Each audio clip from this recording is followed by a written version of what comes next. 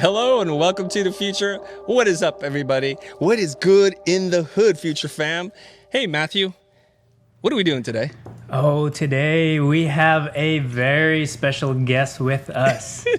Somebody who's all about drinks. So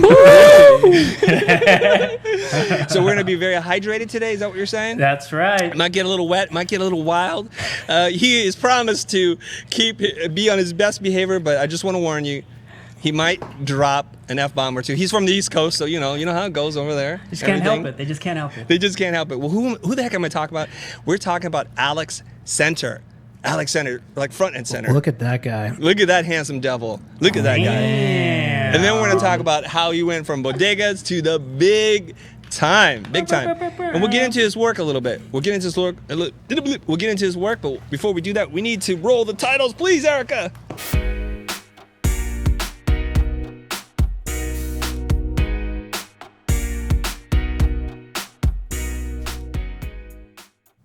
All right. This show is evidence that we live in actually a really small world. Our guest has some kind of connective tissue to Brian Collins, and the reason why I think he's here today was because Emmanuel, our former Italian intern, reached out to Alex, and I should know who Alex is because he's done a lot of things in his remarkable 37 years on Earth. That's not true. 33 years. Don't add extra 4. You're only 33? Yeah, 33. Oh my God, I hate you. Come on. Oh my God. 37. I'm going to get out. I'm going to leave. You're just a baby. Get out of here, man. My son's almost the same age as you. Chris is trying to make himself feel better. He's like, yeah, he's about my age. Well, Grandpa's going to invite some young people on the show. All right. So, you know what? He doesn't need an introduction, but I'm going to give him one anyways. Okay, let's take a look at some of his work. He's worked on some very iconic hydration brands. Can I say hydration brands? That's absolutely how you should say it. Yeah. There's Vitaminwater, which I love. And before I even tasted Vitaminwater, I was drawn in to the packaging. So unique, very, very colorful. It's a really smart execution. Can I say that? All right, whatever. We're getting goofy today. It's Thursday, whatever. So here's some of the things that he's worked on, and here are some fast facts. Matthew, what do we know about? All right. So Alex, he grew up in Oceanside, New York. He went to school in Buffalo, New York. True East Coaster over here. He was the first designer right out of school. First designer at Glaceau. Did I say that right? Correct. Glaceau. Nailed it. They started Smartwater and Vitaminwater. And then in 2007, they were acquired for $4.1 billion.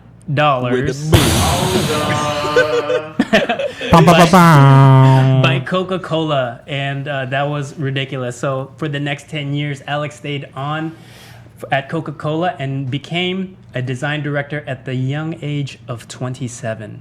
What were you doing at 27? Oh my God! Not that. Not doing that. Maybe Alex has like a 4-leaf clover up his butt or something. This guy is just like, he's a miracle. That's very young to be the design director over at Coca-Cola. It's pretty ridiculous. So he managed some billion-dollar brands, which included Vitaminwater, Smartwater, and also Powerade, which was already under the umbrella of Coca-Cola. So some of his accolades, if those weren't big enough already, 2011, Alex was named one of the 200 best packaging designers by Lurtzers. Did I say that right? Archive. Love that magazine. He has spoken at the Die Line Forum, AIGA Initiative, How Design Live, and was semi-recently, a guest on Debbie Millman's famous Design Matters podcast. Wow. Shout out to Debbie Millman. All right. God. In 2014, Alex was named Person to Watch by Graphic Design USA. 2015, he joined AIGA in-house, and he was steering the committee to help designers tackle the unique challenge of designing from within the business. Alex, what does it mean to be a person to watch? Did you commit a crime? I murdered a few people.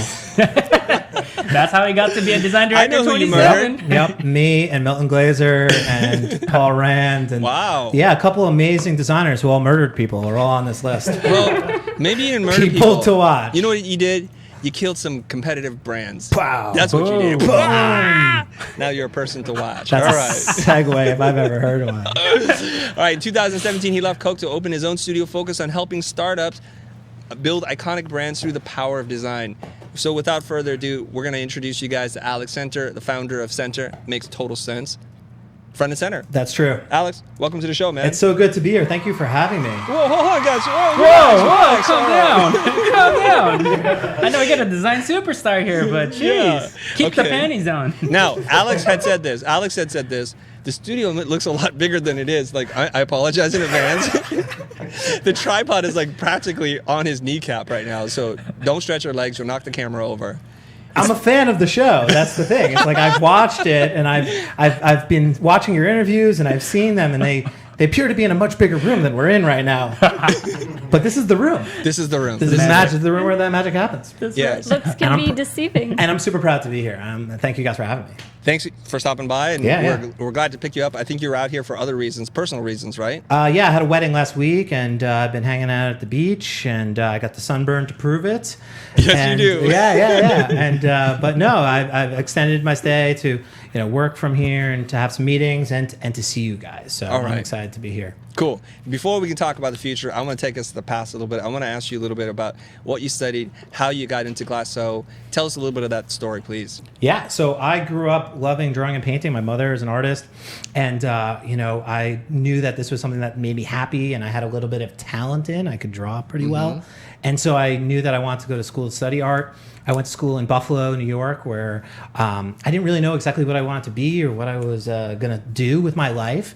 But while I was there, I figured out that communication design was the program and graphic designer was the title for me. And I just was like, that is what I want to be when I grow up. And so in today's world, finding that out at like 18 or 19 is like super, super late because the people that are watching this are probably like 12 and already have freelance clients. But for me, I consider myself lucky that I sort of pinpointed what I wanted to do with my life and what I was going to become at that age. And sort of from that moment on have been just striding forwards. So I graduated from school. I did an internship with the New York Knicks in my like senior year. I'm a big sports fan. So I thought that was like the coolest job in the world. Obviously, I can't make it onto the Knicks playing team, or actually, the Knicks are so terrible, maybe I can. But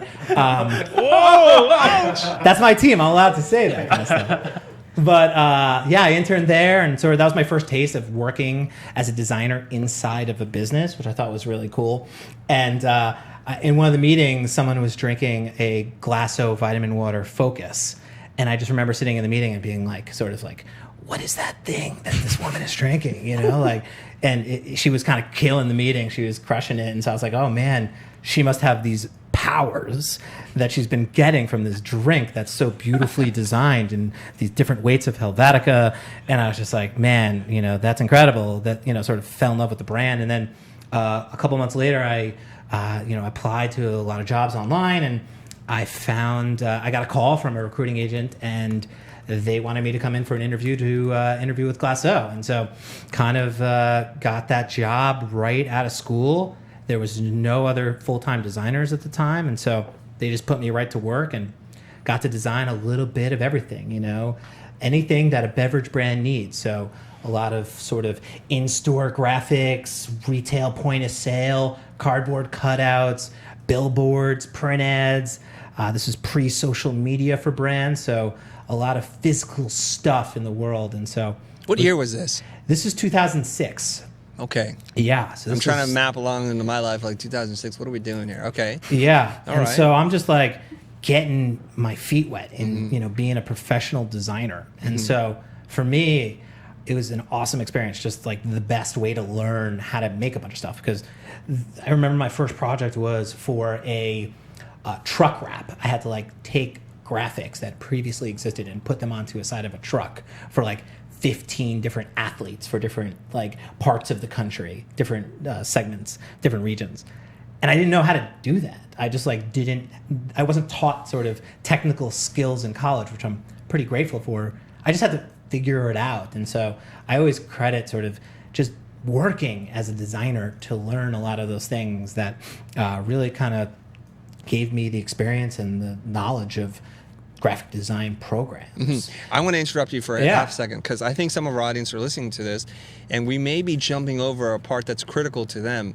Here you are, you went to school that isn't a traditional design-only school, right? No. You wanted to have the full college experience. You joined a fraternity, just living the campus life and all that kind of stuff. I did. So how is it a guy who didn't go to a concentrated program just for designers, by designers kind of thing, wind up getting a headhunter or a recruiter and getting this amazing job? Like, how did that connect for you? I actually did go, like the program at Buffalo, despite it being not sort of SVA or Pratt or WSD or anything like that, they actually had a pretty good design program, and it was actually fairly competitive to get into. And they did teach me a ton about sort of design, sort of theory and strategy, and how to concept ideas and bring them to life. I see. So my book at that time was, it was a student book, but I think it had a lot of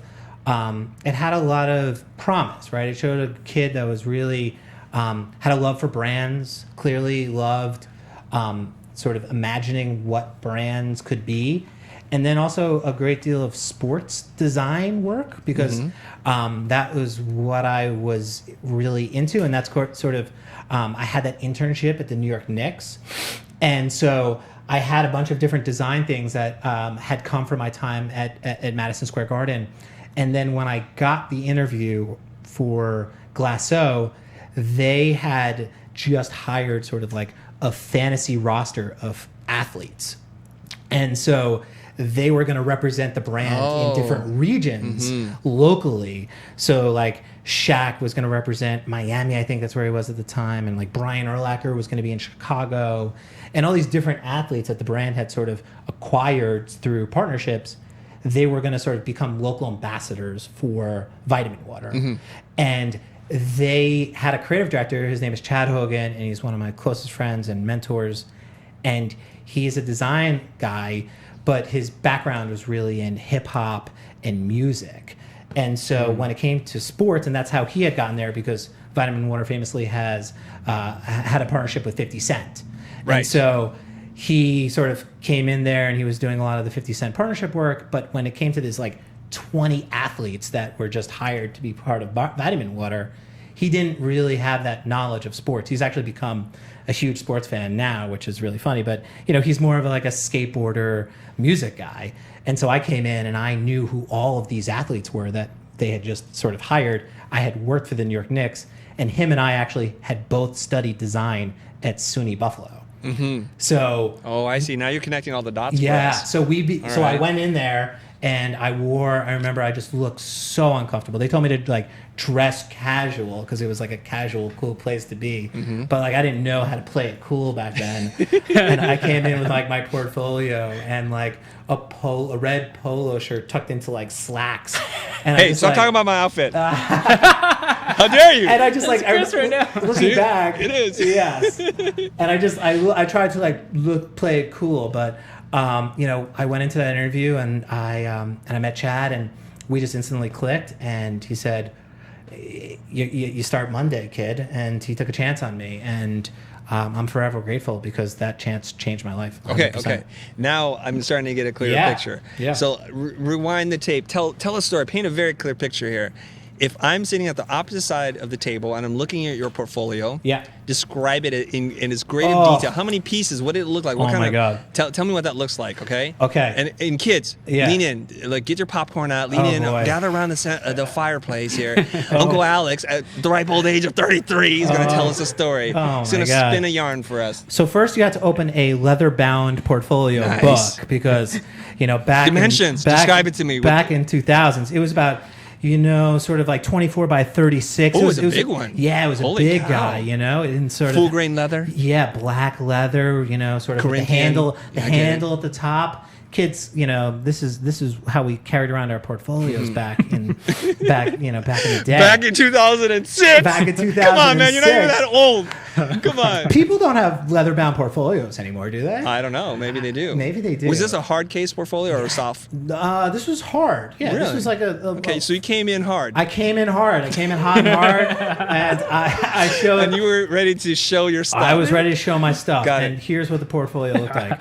A lot of projects that had super bold fonts. Like everything was like either Impact or Futura extra bold. We like that. Yeah, like I don't think I had a single typeface that was like thinner than like medium. Not even close. Maybe if I had a medium typeface in there, it was like by accident. Like everything was super bold. I had one branding assignment that I'd done for like in college, it was my senior thesis. I like rebranded the Chicago Transit Authority, which I had no business rebranding considering I had never even been to Chicago. I had a number of like New York Knicks sort of memorabilia, like cups and like posters.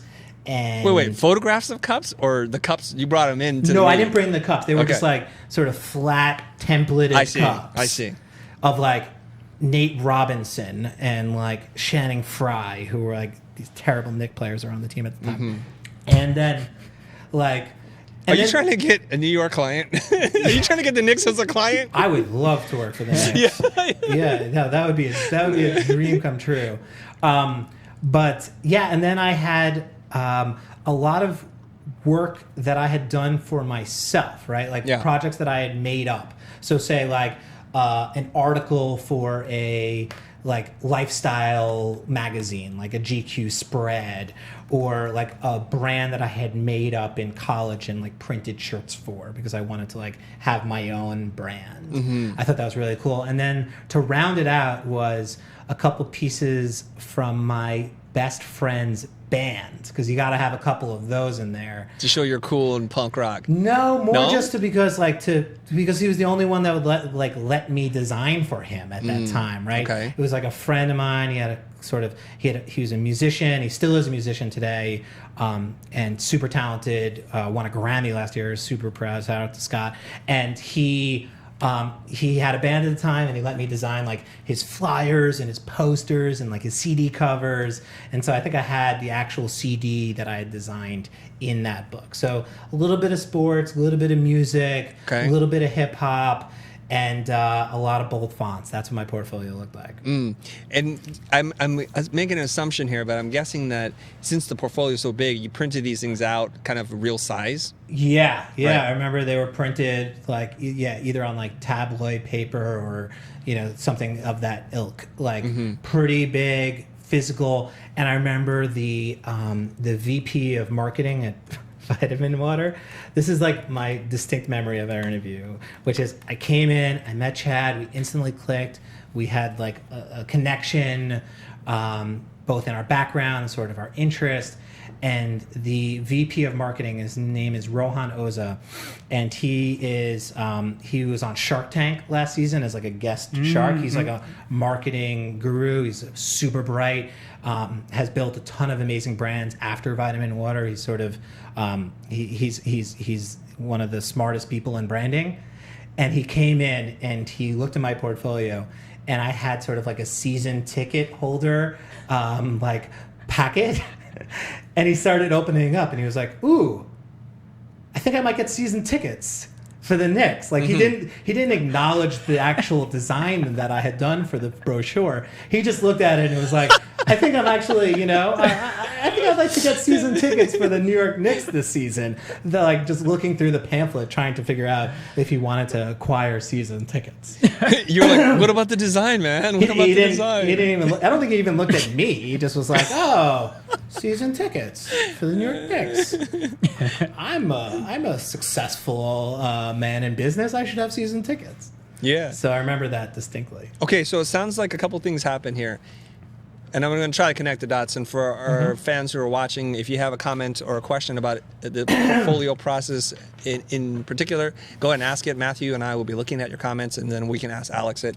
But it sounded like you had the right mix, this perfect synchronicity of being into sports, having interned for the New York Knicks, and then that connection that you guys were fellow alumni. Yeah, sure. Right? And all those things coming together for you, and also kind of remembering that meeting where somebody was drinking Vitaminwater and was just being drawn in by that design. All those things lined up for you. Yeah, it's one of those things where it's like you make a million decisions in your life, and you don't know where. I don't know where I would be if I had made a different decision. Like right. When I was in college, I applied. The only other internship I applied for was with Milton Glaser in New York City, like a like super famous design studio. And I actually turned it down to work for the Knicks, just because I was such a big Knicks fan, and I thought that would be, I wanted to work for like a brand. Like I was such a big fan of the Knicks, and like I love the coolest thing for me would be to work for a brand that I loved. And so for me to go work for the New York Knicks seemed like the coolest thing in the world. And so I often think about that. Like if I had gone the Milton Glaser route, like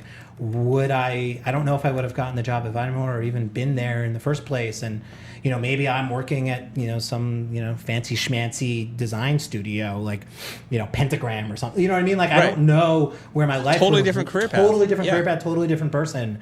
But I'm super thankful that I went this route and wound me up at this amazing company because so many of the people that I met at Glaceau and with, you know, sort of working on this brand, Vitaminwater, like, they're all people that I regularly talk to all the time. And, you know, we haven't worked together in years. I was like the last person to jump off the ship. Like everyone started leaving, you know, sort of a couple of years after the Coke acquisition. And so, you know, these are people that I love and, you know, have stayed in contact with and have really great relationships with. And some of them are now my clients, which is really the fun part.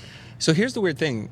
And I admire the two brands that we're going to talk about, and maybe less so the third brand, but Vitaminwater Shots fired. and Smartwater are just two things that I don't know why I feel connected to them. And then I'm finding out from you that it's an American company. Glaceau is an American company. Yeah, born in Queens, Whitestone, Queens.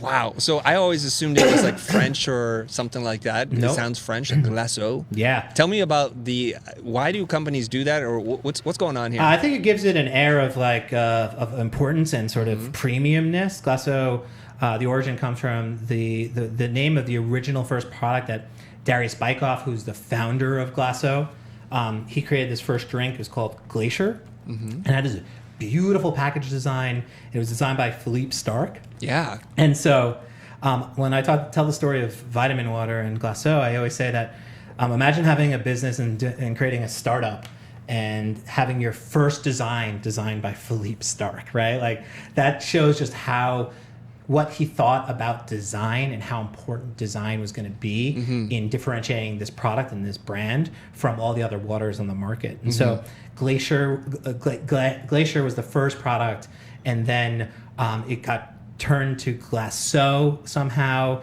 which again is not a foreign French water. It's from Whitestone, Queens, off the Whitestone Expressway, right by Shea Stadium.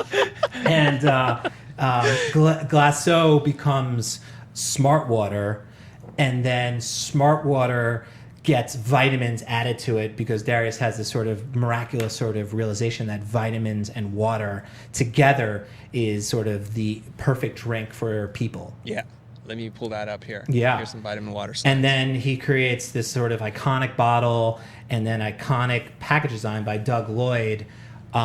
This is the work of the rebrand, refresh from Collins that you guys are seeing. So this happens years later. But the original package design, which is sort of the iconic Vitaminwater branding, it's you know, it's a work of art. It's been featured in the MoMA, and it just does all these amazing things that are incredible lessons for any designer, right? This is a product that was speaking to people in a human way. So like even the name of the products is so revolutionary. The names being energy and revive and focus, and so. So these names and these sort of this label speaks to you in a way that's human. It tells funny stories. It has little moments of sort of interactions, and I think it's just a world-class package design. And it's sort of it's all you need to know about the brand. You don't need sort of secondary sort of advertising or social media posts or anything. You pick up a bottle of Vitaminwater and you fully understand what the brand is and what it's about. And that comes through all these different moments that happen on the package design itself. And I think it's, you know, so for me, it's how I approach every single project.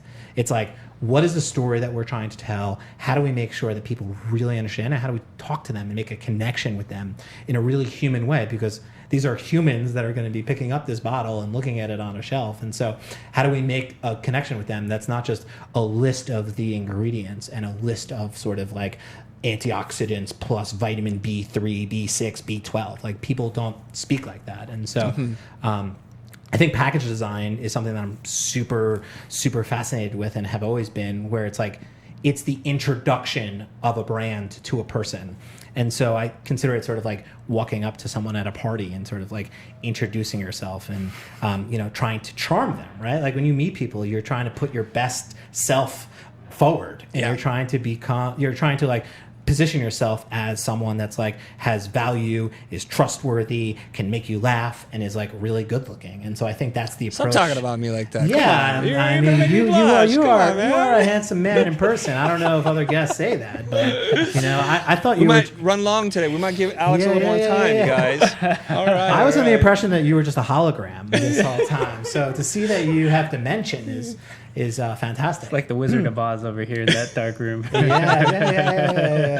Now, I just want to take a quick point, just a moment to point out the fact that the three of them are in less space than I have all to myself. I'm in this palatial room, and they're all cramped up against the wall there. It looks really nice in there. It's pretty cool. It's pretty cool. I'm not going to lie. Yeah. I do want to try to turn this into a learning opportunity for people who may not have had the quality of education that the people in this room have had the privilege of having.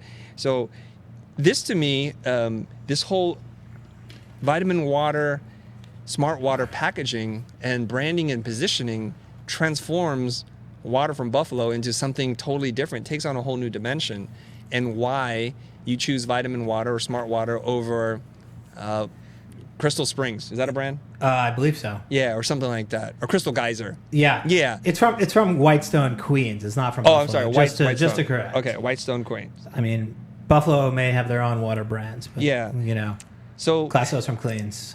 Whoever, I guess the executives, the founders of the company, they really have their finger on the pulse of what it is that they need to do to differentiate. And they had the boldness and the vision to go ahead and do this, because I remember seeing this many, many years ago, and it totally stood out from everything else. Yeah. So from 12 feet away, this is the 12-foot test, right? Yeah. 12 feet away, you look at this thing, and you're 100% right.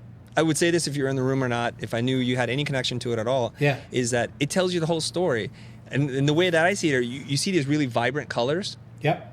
And then you see this kind of pharmaceutical-like packaging, like it's super functional looking. Like, yeah, it's like, I don't want to say industrial grade. What is that? Like, it's like the super powered version of everything. Yeah. And then the name Vitaminwater. Yep. Tells you everything you need to know. It's everything in there, from the packaging to the design, the smart choices and typography. We wish all our clients were this smart. Yeah. And I think that just what you said, like the shelf test, right? When you stand at a shelf and you see like 30 brands. And I think when you look at Vitaminwater, when it came out sort of the early 2000s, and what it was up against, right? It was just against plain water, right? Well, water who are they competing against at that time? Yeah, I guess it's like Dasani and Poland Spring and like just traditional water brands that have like streams and rivers on them and mountains and like Fiji and just like a bunch of sort of water brands that don't really tell you much of a story and don't really connect to you. It's like I don't ever get water from a stream, like I don't need my water to, I don't care really that it comes from the sort of from Fiji or from the mountains, I want my water to sort of hydrate me, but I also want it to do something a little bit more than that. And I think that's what the great sort of strength in Vitaminwater is, right? Like you look at it and you're like, that is Vitaminwater plus something else. And that else is, as you mentioned, it's like, it looks medicinal, it's functional from, sort of across the aisle. But then when you pick it up and you start to read it and you look at the little details, you're like, oh, this is a functional brand that like is human, and it tells jokes, and it has like a personality, and it's humorous. And I think that's the piece that like most people walk away from looking at a Vitaminwater label. They're like, who writes the copy? Like, I think the voice of the brand is really, really strong. It's really, really powerful, and it's a really important way that the brand connects with people. And so I think that's also another great lesson. Like, everyone's so preoccupied with visual design, but I think personality and tone and voice is another really important part of branding that I think is a big part of the mix in terms of what made Vitaminwater so successful. When people are just reading the copy about energy, talking about like moms at soccer practice and like needing to drink something to like keep them awake, or sort of Revive on the package talked about like losing your keys and waking up on the wrong side of the bed and making sort of drunk texts to people and saying that like, this is the drink for the next morning for you, right? And so it's like, that's super relatable. It's like, oh, that's how I'm going to use this product in my life. And so I think that's really important when you're talking about branding and packaging of products. Like, how is this product going to fit into someone's life, and how do I make that connection to them on the actual label of the design, as opposed to like, oh, we'll just tell that story through some sort of marketing, or we'll tell that sort of story through somewhere else. Like, no, that story needs to come through on the actual design of the product itself. Right, and here's another thing I want to talk about, Smartwater. Yeah. I think this is one of the first water brands that I started to become aware that water doesn't just have to be water. Yeah. And this is another brilliant example of just coming up with the right name Sure. and then aligning everything around that. Yeah. By virtue of drinking it and calling it Smartwater, Yeah. I tell the end user the benefit of it. Yep. And then I also kind of cast questions about other water brands. Like, so that's Smartwater. This is stupid water. Yeah, it's dumb water. Right? Like, I'm not dumb. Yeah, I'm you- feeling dumb today. I need to like brighten up myself or get a little sharper and more focused. Let me drink some smart water. So the story behind the Genius. name, the story behind the name of Smartwater is really interesting too. Where, as I mentioned before, the name of the product was actually Glaceau. Right. So the name of the water was called Glaceau, and it went to market. And I don't think people really understood what made it special, or really what made it unique. And so what really made it unique was the process by how the water was distilled. So that is modeled after the hydrologic cycle, which is the thing they teach you in like second grade science. Oh yeah, I totally remember that. Yeah, of course. You can picture like the mountains and the water and the clouds. And so this like reverse osmosis process by how the water is made is what makes it special. So hydrologic is smart water. Oh, I see. Yes. That's pretty genius. Yeah, so that's the genius Wow. behind the name. So Hydrologic smart water. Or water smart, and that is sort of where the name comes from. And so if you see the ads, you see inspired by the clouds. It's Right. like the water comes from this inspiration of, that process of how the water is made, and also sort of nature, and not from streams or mountains or rivers. And so we celebrate the clouds. And so I think that's a really important part of the smart water story. It comes through in the name of the product. And so I think that's really great. And then obviously it does other amazing little things, like it has a copy on the side of the bottle that tells a little bit of story about why we love clouds so much. And another thing that's like a similarity between Vitaminwater and Smartwater. They both have those things. And then on the inside, there's these like little surprise and delight, hate that term, but like inside the bottle, there's like a goldfish, and there's, sort of little messages inside of this gorgeous, beautiful package. On the backside of the label? Yeah, on the backside of the label. And so those I things, love those things. Yeah, and those things just make you want to fall in love with a brand and a product. And, Right. Doesn't hurt that both of these products are delicious and, super, super great on a hot summer LA day. You Right. know? Like today. Today. Is there a story behind the goldfish in there? So the goldfish came from sort of the original idea. Sorry, I need some water. We don't have dumb water for you. I'm sorry. Yeah, so I don't endorse this water. Yeah, the original goldfish comes from this idea that like we were trying to differentiate the brand from other water, spring water. And so the idea behind the goldfish was like spring waters for swimming, smart waters for drinking. And so that's where the goldfish comes from. It sort of told that story of why this water was not from a spring. And so the goldfish was sort of like the emblem of this basically differentiating the product from the rest of the waters on the competition. And then I have a funny story there where the goldfish sort of was removed from the package for a number of years because they the business team, and they want to like spice it up and bring in some new animals and some smart animals and some other people and or some other animals that would sort of round out the sort of family of things that were inside of the bottle. And so one of the things that I did when I became design director was I really wanted to bring the goldfish back to the inside of the bottle, and because I always felt that people resonated with the goldfish. They loved the goldfish on the inside of the label, and people were tweeting about it. The goldfish, love the goldfish. And inside the Smartwater, that's my favorite part. And it wasn't even in the current bottle, and they were still somehow making that connection to the goldfish. So I put together like a 47-page PDF that I presented to like head like VPs and like Coca-Cola executives, like bring back the goldfish, and like told them the story of this goldfish and why it was important, and showed them the tweets, like social listening. And they're just like, okay, Alex, you seem pretty passionate about this goldfish.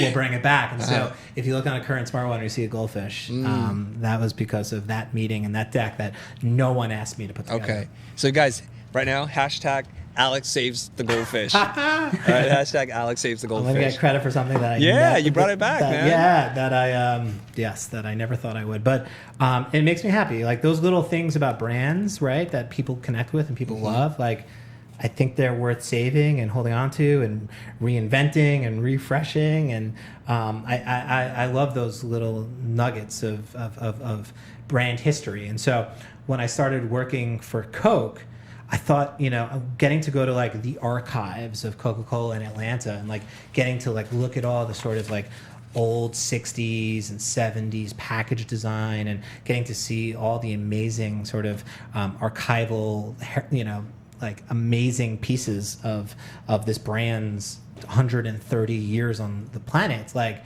to me, that was the coolest part about working for Coke, is getting to go in there every now and then and like just look at things, and like they'll just like pull out paintings and be like, this is when we invented Santa Claus, and you're just like what the hell? There's kids watching, they don't know. Yeah, it's like, this is, oh, sorry kids, Coca-Cola invented Santa Claus, or at least the visual of what he looks like.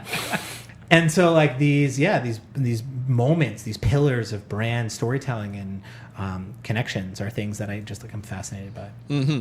I feel like I have 1,000 questions I want to ask you, and I'm looking at our time, and we don't have a gazillion hours to talk to you. I want to see if we can cover as much ground as possible. So I'm going to try to direct you at a couple things and make you maybe a little uncomfortable. I'm not sure. No. Okay.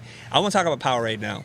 Cool. I want to talk about Powerade. Yeah. So. What I admire about these two brands that we've been talking about, Smartwater and Vitaminwater, is that the market zig, you guys zag. Yeah. Powerade is one of those brands where I like, I don't know about this one, because this one was a Me Too brand, in my opinion. No, it's not just your opinion. It's the fact. I just say that so people don't hate me all of a sudden like it's gospel, right? No. Okay, no, so no, Powerade. No. So let's look at some of the Powerade stuff. Now, was this a Coca-Cola brand, or is this part of Glaceau as well? So when Glaceau was acquired by Coca-Cola, part of the actual deal was that Glaceau had to sort of take on Powerade as one of its own. I see. And at the time, Powerade looked like kind of how you remember it in the 90s, right? It had that sort of like Alien P is what it's called, and sort of had this like design that was like very vintage looking. Yes. And so when that sort of deal happened, they actually moved the brand directors and the whole Powerade team to Queens to work inside of our office. And so I'm a huge sports fan, and I looked at Powerade, and I actually drank Powerade in college. Schools that have like Coca-Cola deals or Pepsi deals, like those things sort of like stick with you. So like the school that I went to was a Coca-Cola school, and so like the sports drink in the coolers was Powerade. And so I used to drink a ton of it, especially when I was hungover. And like I had a connection with the brand, and it just looked like it needed help. It needed a refresh. It needed a rebrand. It needed to be reconsidered. And so I actually enjoy working on brands like that, where they're not the leader, right? Like they're not the clear number one in the category, because you get to be a challenger brand. And so for me, that was like a huge opportunity. I was just like, I want to work on this. I want to rebrand it myself. Like I was just like, I started showing people designs for logos and packages, like pretty much before anyone even asked for them. They were just like, hey, we're going to start working on Powerade. It's like, okay, yeah, what do you think about this design? And so I just like kind of went for it. And this is sort of a lesson that I teach about working in-house for the designers out there that work inside of businesses. Like some of your best work and best opportunities are projects that you don't get briefed for, right? And you work there, right? You go there every single day, and you're given projects that you have to do. But sometimes there's opportunities and you see them, and you don't have to just wait for them to come to you. Like for me, this was just an opportunity that I just saw, and I was like, okay, I want to be the one to rebrand Powerade. It's going to happen. It's going to be me. And so I just started showing people work, and people started resonating with it. And then it became the global rebrand for Powerade. And I think you just showed a slide that's like my logo Let me bring it back. There Yeah, that's my logo that was designed. That's your logo? My logo. That's your Predator logo? That's my Predator logo. The typeface is called Bitsumishi. I got it off dafont.com. Dafont, D-A font. DAFONT.com. Which, for all the designers out there, don't do that. But I actually just saw something funny on Twitter today, which was like, if you don't know how to design, you can go to dafont.com. If you're a junior designer, don't go to dafont.com. But if you're an experienced expert designer, welcome back to dafont.com. And so that actually makes me super proud. I'm like, Okay, that's that true. belongs on a t-shirt. I was at expert level sort of at this moment. And I was like, no, there is a free typeface that is going to be a global brand icon. Okay. And so that is my typeface, my word mark, my package at the World Cup. So that's in front of 1 billion people. And this year too, right? Every single time it pops up on the side of the field, I'm just like, I just tell whoever's in the room, like, that's mine. You know what I mean? Like, that came from my computer. And, to this day, it's like, it's a huge sense of pride. Okay, I have a question to ask you. Yeah. Is the typeface Bitsumishi Yeah. redrawn typeface of the Mitsubishi? No. Because that's like, No. you That's what it sure? sounds like, right? Isn't it? They just transpose 2 letters? No. You no, sure? It has nothing to do with it. I don't believe. I could be wrong. I don't know the Okay, origins of you the know what? typeface. I'm going to Bitsumishi. fact check you right now. I'm going to go on the internet and look this up. No, don't do that. Why we do that? But yeah, no, that brand is. It's really actually important to me because I love Gatorade. I mean, I think they're one of the iconic American brands, right? Their story from the Gators and sort of like they're an institution in the beverage category. Michael Jordan and sort of these iconic commercials that I grew up watching, and so.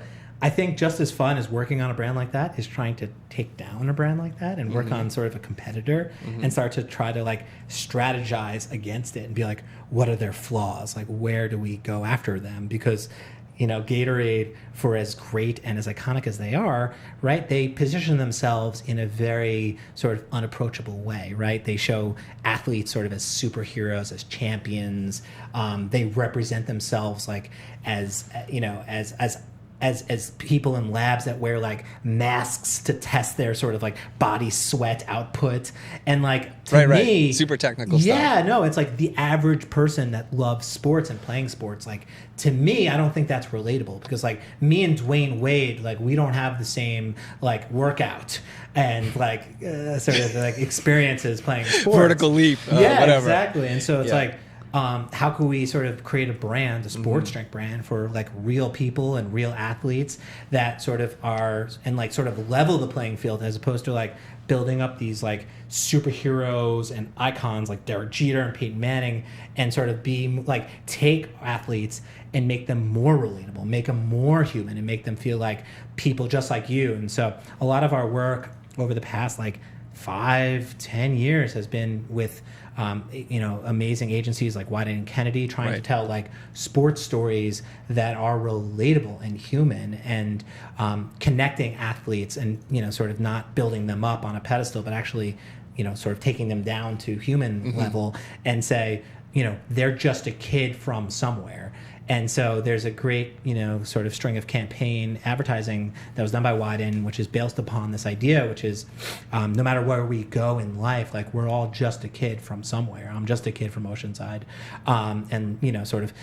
Derrick Rose is just a kid from Englewood, Chicago. And so to take people that are superhuman or even sort of like professional athletes and bring them down and say, they were just, some kid from some town and they have overcome adversity and they've made it to this place, but how they get there is through hard work and sort of determination and a love of the game. And so we wanted to create a sports brand that represented that and in turn made Gatorade feel a little unrelatable, a little bit sort of out of touch and a little bit older, right?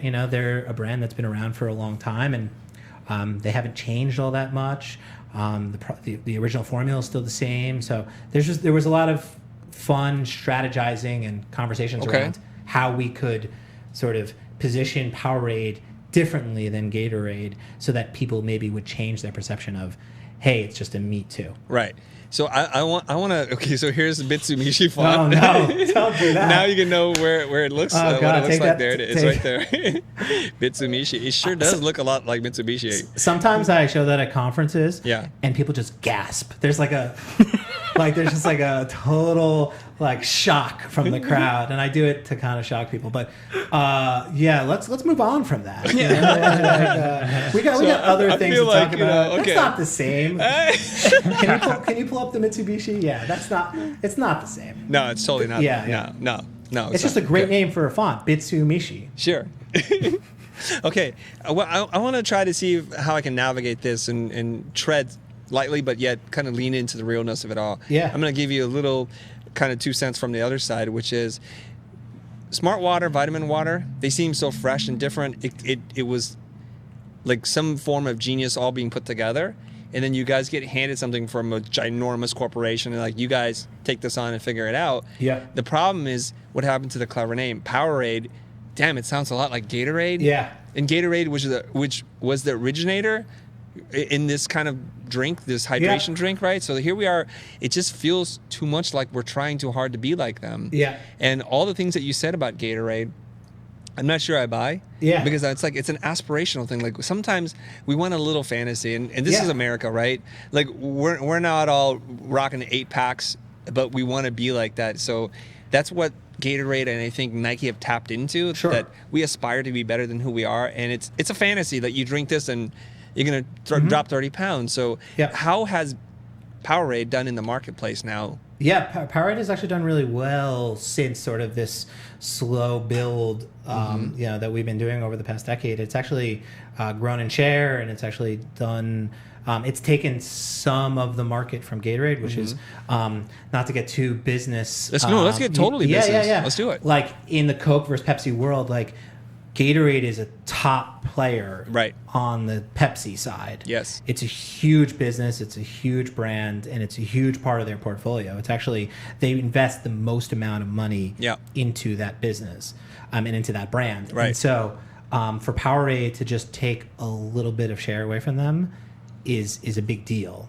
And so, there's obviously key players on both sides, but Gatorade is the Pepsi top dog. Right. And so, I think going after them, and, I'd be lying if I said I don't think they're, like, we're not going to take them down.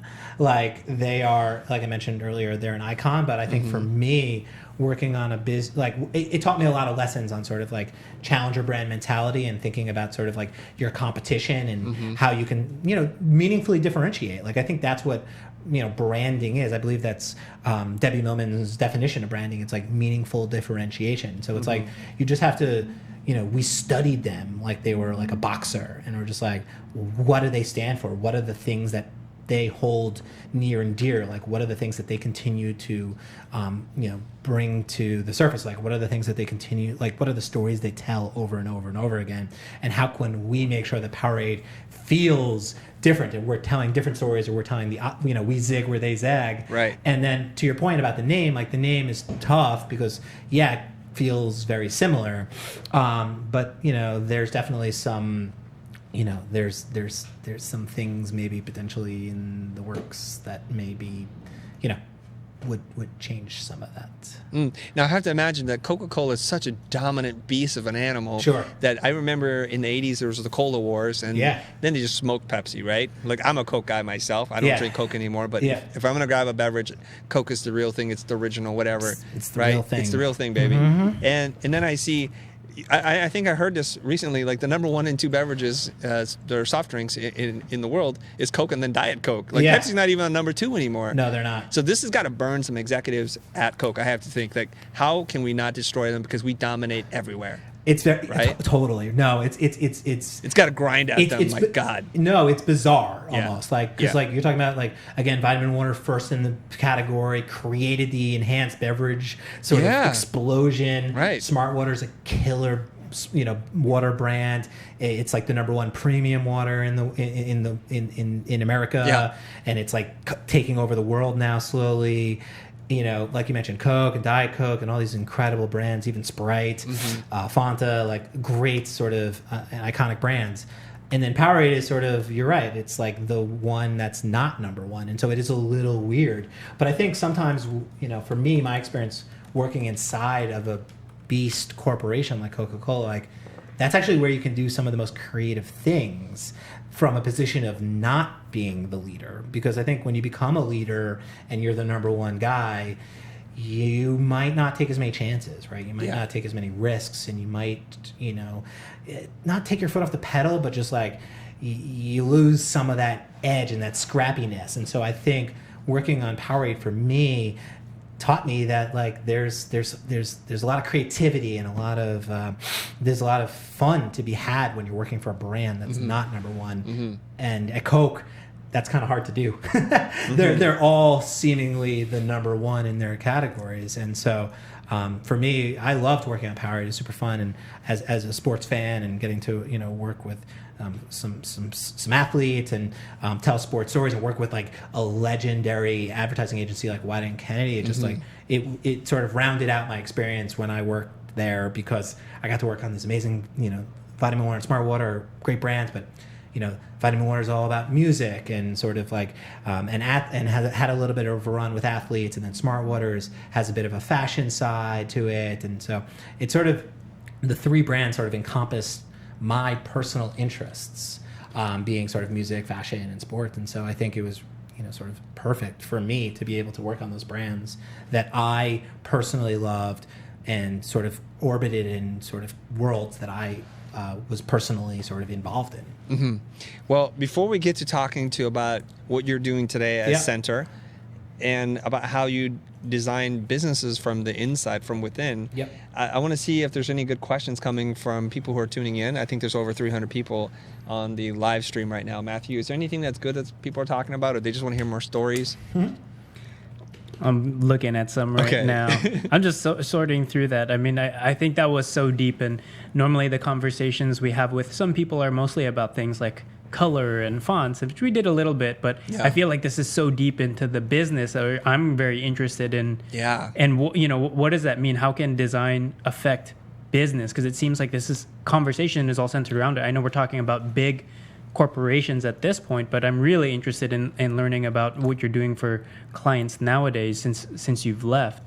Okay. You don't see anything good in there, so we'll like chill on that for a little bit. No, I have a couple thoughts there, right? Like, I think for me, I've always worked as an in-house designer, and I think when I first started way back in school when I was studying design, like in-house design wasn't like the sexy place to work that it is right now. It was sort of like looked down upon almost. Like if you're an in-house designer, you're sort of like washed up at the end of your career, sort of like you're a second-rate designer, right? And so for me, I didn't feel that way at all. Like I thought the coolest place to work would be sort of inside of a business, and it wasn't for like 4 or 5 years when all of a sudden I started hearing about like in-house design and design being brought in-house. And I always looked up to Alan Peters, who was the sort of creative director at Target, because he was doing some really cool stuff at Target, and I loved his work. But he was like the only person that I saw in the world sort of like championing in-house design and designing from within a business.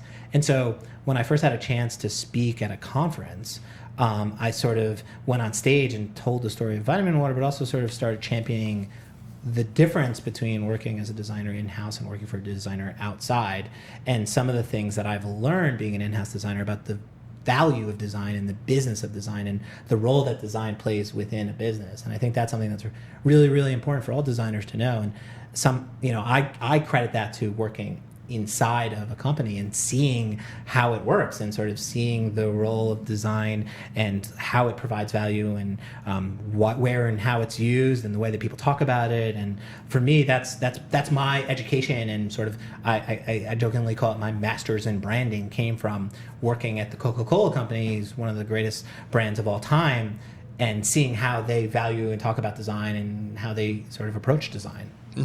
Now, I really do want to talk to you about your business and what you're doing. Yeah. But I feel like I wouldn't be doing my thing if I didn't ask you, because it's very rare that we have somebody at your level who's been in-house before. Yeah. That isn't some hack, right? Like that is the stereotype that you couldn't make it out in the world, so now you're in-house. But I think all the opportunities seem like they come from in-house now, because you know that you have some level of job security. You can try, you can push the brand. You can put together a 47-page keynote to go and try to convince them to bring the goldfish back. 100%. Right. Whereas no. out of house, you're not going to do that. You're never going to do that. Not gonna do no that. one's coming from outside agency and bringing a deck like, bring the goldfish back. Like, they're never doing Maybe Brian that. Collins might, but other than Brian him, Collins is a different maybe type that's of exception. animal. Okay, so I want to see if there's no real clock, but I want to put you on a 60-second shot Okay, clock yeah. here. So Oh, we're going to use a boy. little sports thing here. Oh, I do boy. want to ask you this one question. Yeah.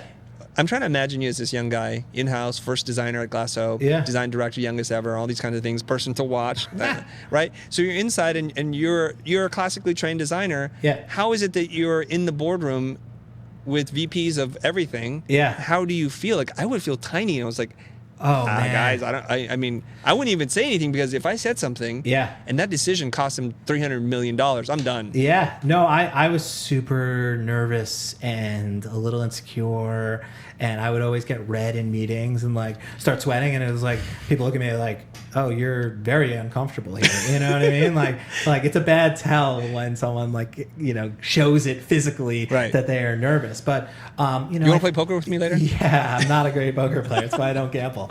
But no, you're right. Like, I think for me, I was so hungry to make work that had an impact. Like, I wanted my stuff to be in the world at the biggest, biggest stages and at the highest level. And so I wanted to be a part of those meetings where the work was being presented, where the work was being discussed, where the brands were being discussed. And even if it had nothing to do with design, like, I would just go to some of those meetings and sit in them and listen to what people were saying and, find a way to put my 2 cents in, even if it had nothing to do with graphic design or design in general. It's just like, I really cared about the brands, right? And I think that's like, for me, like, my role as like designer was like second to my role as like brand evangelist and like brand sort of messiah, I guess, in a way, of like really like being the person that stood up and said what the brand stood for and what it didn't stand for. And I felt like we were making decisions that were wrong for the brand, whether they were design decisions or not. I was unafraid to tell sort of like my opinion. And I think that opinion only got more sort of clout and got more sort of like backing as we moved further and further away from the sale of the company, and less people. That was 60 seconds. Yeah. That was like 3 minutes, but that's okay. I forgot about the clock entirely. Okay. Yeah. Okay. I'm going to give you a little time to think. I want to see if you can pull out a real life example, or you sat in one of these meetings that had nothing to do with graphics and typefaces and things like that, where you're like, "Oh, that was cool. I was so happy to be there." I'm going to give you an example, and I'll do mine super fast. When I was working at an ad agency, I got to be part of the media buying planning session with all the account execs and the strategists and the marketing people. Of course, I'm some 20-year-old kid, just dumb, just sitting there watching them, and I was blown away as we're talking about, okay, so if we have $20 million to spend, how do we give our prospective client the most bang for the buck? So like, we're gonna buy like late night TV spots, and we're gonna buy some radio, and we're gonna buy some print. The media plan, just in and of itself, was super interesting and strategic.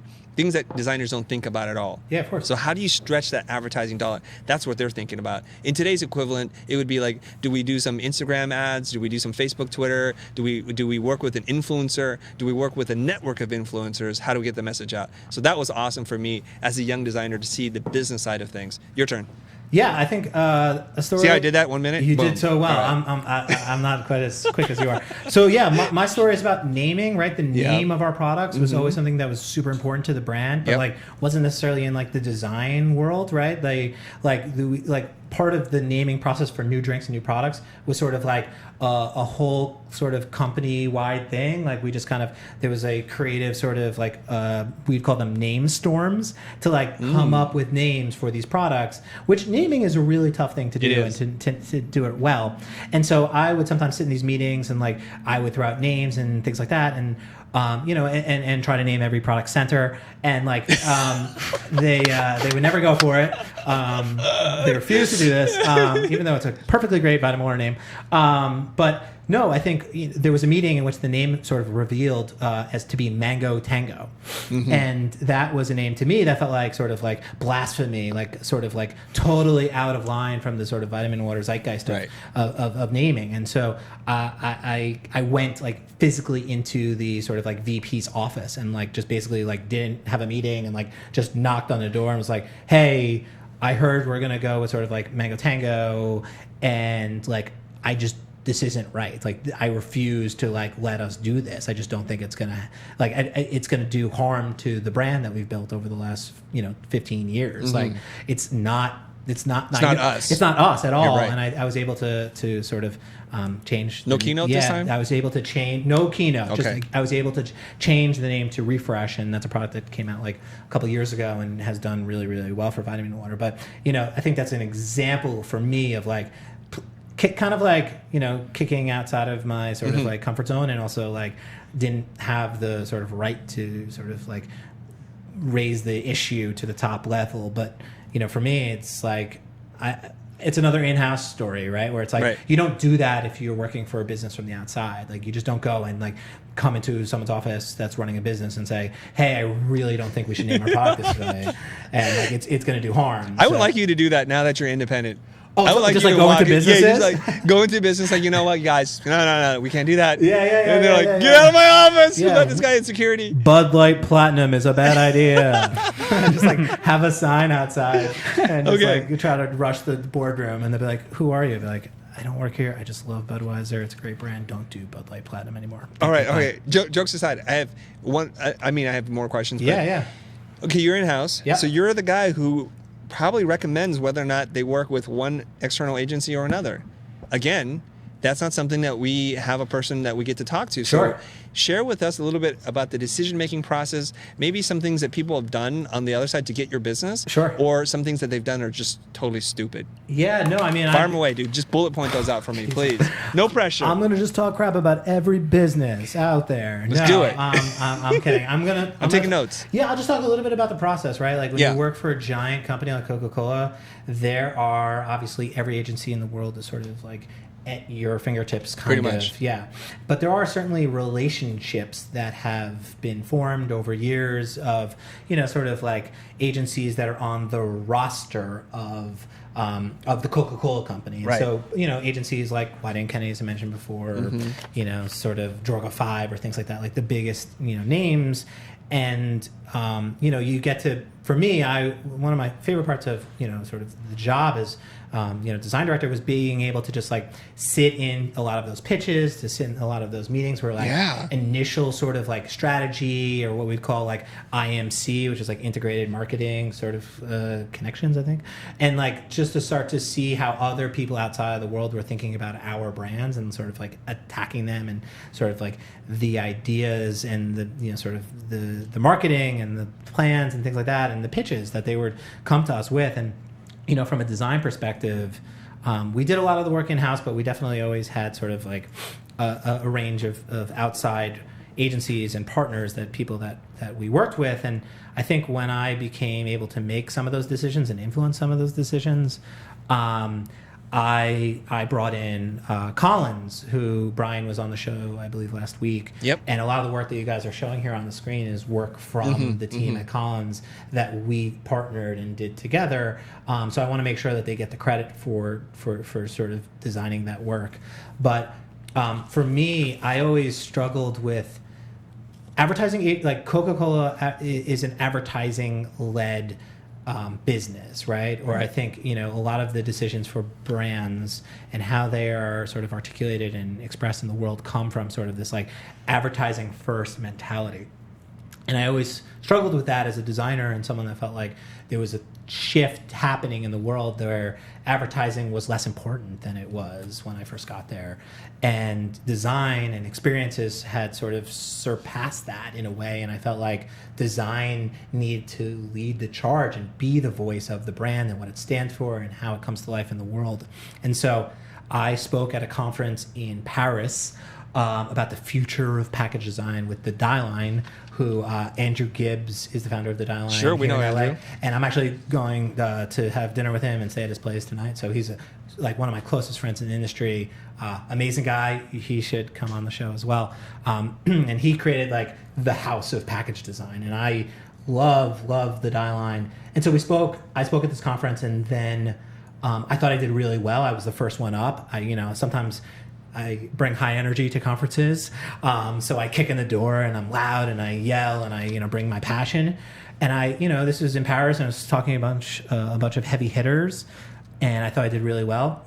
And then later on in the afternoon, Leland Mashmeyer from Collins went on stage, and he had this just gorgeous presentation about dragons and how like a storybook tale of dragons that went on for like 20 minutes. And I remember thinking, like, where is this going? Like, what is he doing? And like, this guy's got really great hair. And he does. He pulled it around sort of halfway through to talk about how at Collins, every project has a dragon that needs to be slayed. And for these 4 projects that he then showed case studies for, Spotify, Target, EOS, Chapstick, he went through this sort of strategic dragon that needed to be slayed, and how Collins went and attacked it, and how they sort of strategically helped the brand either reinvent themselves or reestablish themselves or establish themselves in the first place. And then the most gorgeous design executions that I had ever seen.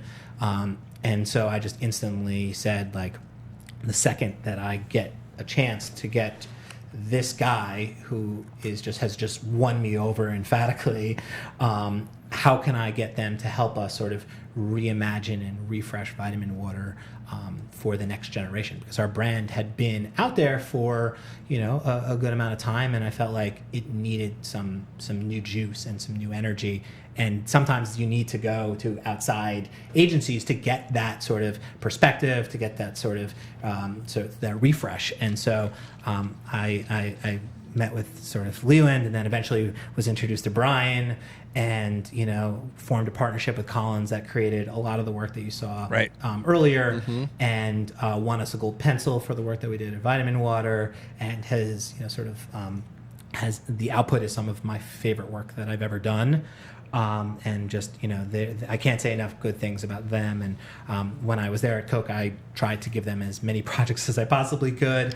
And just because I loved working with them, I just loved going to their office and getting to sort of be creative with them. And it really never felt like in-house, out-house. It just felt like, sort of one team, really trying to help build a brand and help the business. And they totally understood the sort of like the business strategy side of things, but then also really were super in depth about the sort of creative design, craftsmanship part of the thing as well. And I think that's it's rare. It's rare, as as great as a lot of the agencies I've worked with. I think they sort of understand both brand, business, and design better than anyone that I've ever worked with. And I learned a ton working with them. And I just, I love the way that both Brian and Lee's brains work. They're just so intelligent, and they just love design so much. And so, seeing what Lee's done at Chobani is super inspiring to me, and what, sort of Collins continues to do with the work that they just keep putting out. It's just, to me, it's like, it's my favorite work that's happening in design right now. And it's the work that I look at and I say, I got to be as good as that. Yeah. Could you make it a little bit more tangible for us? And that was way over a minute, by the way. Was I timed again? I think you should stop timing, right? I gave up. I tried to make this really buttoned up. But can you make it a little bit more tangible for us? You're saying that they're so different and better, but what does that mean? I mean, can you put it into like bullet point form where it's just a few words, like they did this, and that? Yeah, I mean, that's what they did. Here's the thing: it's not bullet. I'm taking notes, man. Stuff, right? Like it's not bullet point stuff, right? Okay. It's relationships, right? Like I think any partnership between an agency and a business is a relationship, and I think the best work that I've done in my career at Coca-Cola has come from great relationships between companies. Okay, then define what a great relationship is then. Yeah, no, I think a great relationship is two sides that totally respect each other, have a great deal of passion for what they are doing, respect one another's opinions, and are, and enjoy their time together. And actually, some of those things happen outside of sort of the reviews and critiques. And, some of them happen at like restaurants and happen on trips together and shoots and photo shoots and television commercials, right? Like you build like an actual bond with people creatively inside and outside of the sort of boardroom and the meeting room. And I think like those relationships between two people that have a ton of respect for each other and love for each other and just love the process. I think that's the thing for me, that like sometimes when you work with outside partners, the process becomes difficult or challenging or like not, it feels like work, right? You're like, how are we going to help this? How are we going to tell this agency that we don't like, we're not responding to any of the work that they provided? Or how do we tell this agency that like, even though they refuse to make it blue, like we want to make it blue, right? Something as simple as that. And like, I think it's hard to navigate the sort of relationship between an agency in-house and out-house when, sort of that like partnership and relationship isn't there. And so I think when in sort of my later years at Coke, like I would walk out of the meetings with Collins and I would just feel like inspired, and I'd feel like joyful, and like I would just spend time talking to Brian just about like life and talking to him about just like me and and just like talking about and sitting in that library that he was filming in the other day and just like looking at the work that they've done and him telling stories like he did here and just like dropping sort of knowledge about his point of view on brands and books and how design should be problem seekers, not problem solvers, like all these like little like nuggets of Brianisms. Like that's how he just speaks every day. Like he just drops like design like tidbits of like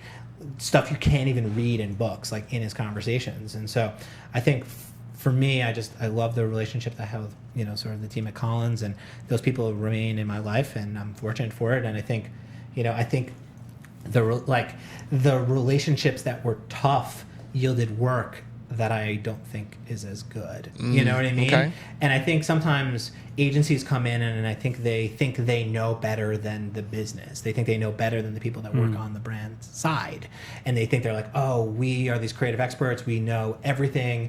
We know exactly, you're paying us to bring our sort of genius level of creativity to your sort of, to your business. And like, how dare you sort of have any point of view, or sort of like, how dare you disagree with what we think? Oh, I say that all the time. Yeah. Keep And going. so, you know what I mean? I always say that like, working in-house, like you have to be able to manage that ego, like in that sense of like, sort of like, obviously these people, like they do have creative genius and they do come from a place of like really caring and they want to do great work. But like, I think sometimes they think they know better than the people that work on the actual business side. Right. And then I think they don't approach it as like a partnership, and they don't approach it as like people making things together, like not client agency. It's like it's like one team. Yeah. And I honestly, I could pick out what agencies were going to succeed by whether they said we or not.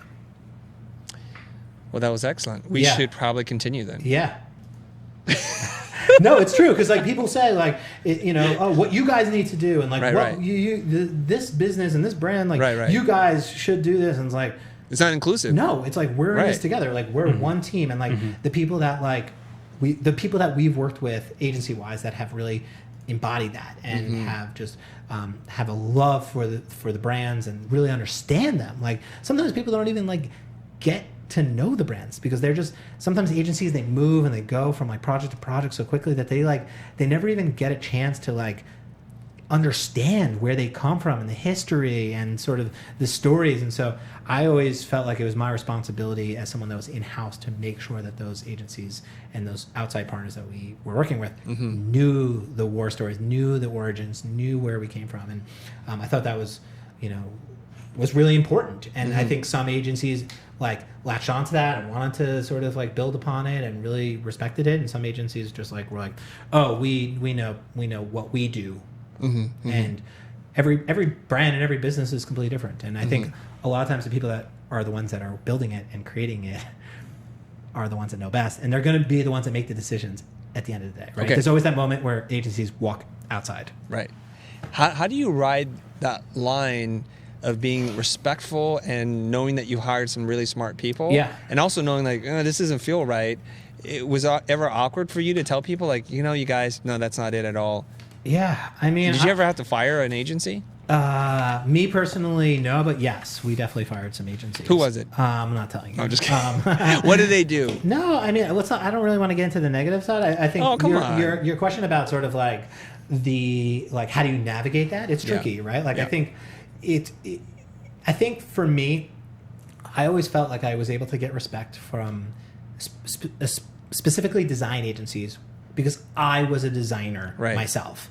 And I think it's hard when you're working with outside partners when they're talking to business people that don't really understand design or don't come from a design background. So I always felt like I was sort of like the middleman between the business and the agencies at times where I was like, I speak both languages. Mm-hmm. I speak the language of business and I speak the language of design. And so I would sometimes be like the mediator and, go back and forth and sort of like work from, on the design, like internally I was selling the business leaders and sort of the brand directors, like, this is what we need to do. This is what we're going to do, and selling in the work and pushing and fighting for the agencies and for the work that we were creating. And then on the other side, I would speak to the agencies and be like, hey, listen, this is really what we need from a business perspective.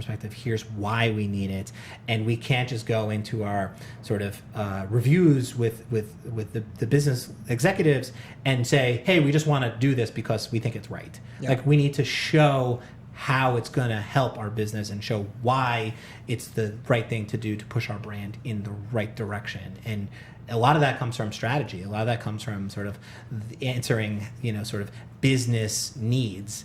And once you're able to sort of codify the design work in sort of, or wrap it in sort of like how this helps us solve a real business problem or helps us achieve our business goals, then I think it's a lot easier to sort of like break down the internal sort of politics of a giant corporation like Coca-Cola. Sure.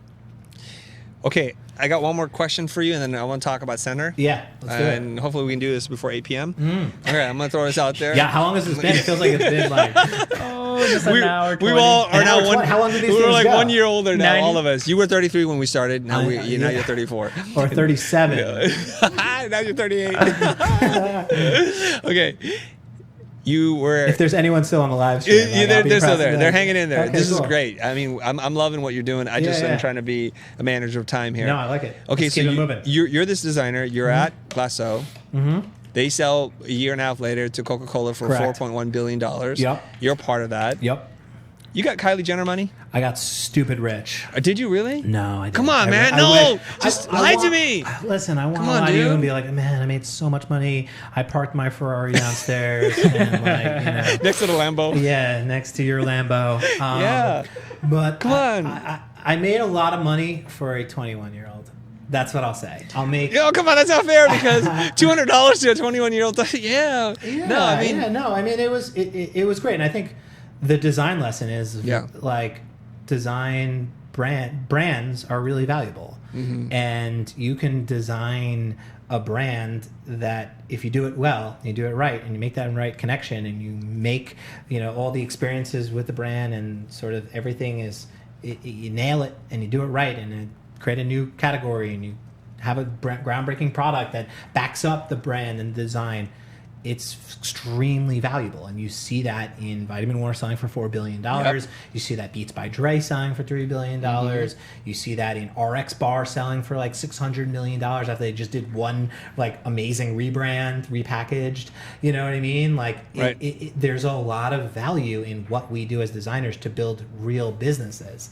And so I think I learned that lesson like super early on when the business sold for $4 billion, and you're like, oh man, like, design is important. Like, design, like, you know what I mean? Like, what 100%. We do is like, I think it's like at least worth 2 billion of that 4 billion, right? Like Did you walk into the CEO like, hey, how about 2 of that 4? Come on. yeah, like I always joke that like this business sold for 4.1 billion, I got the 0.1.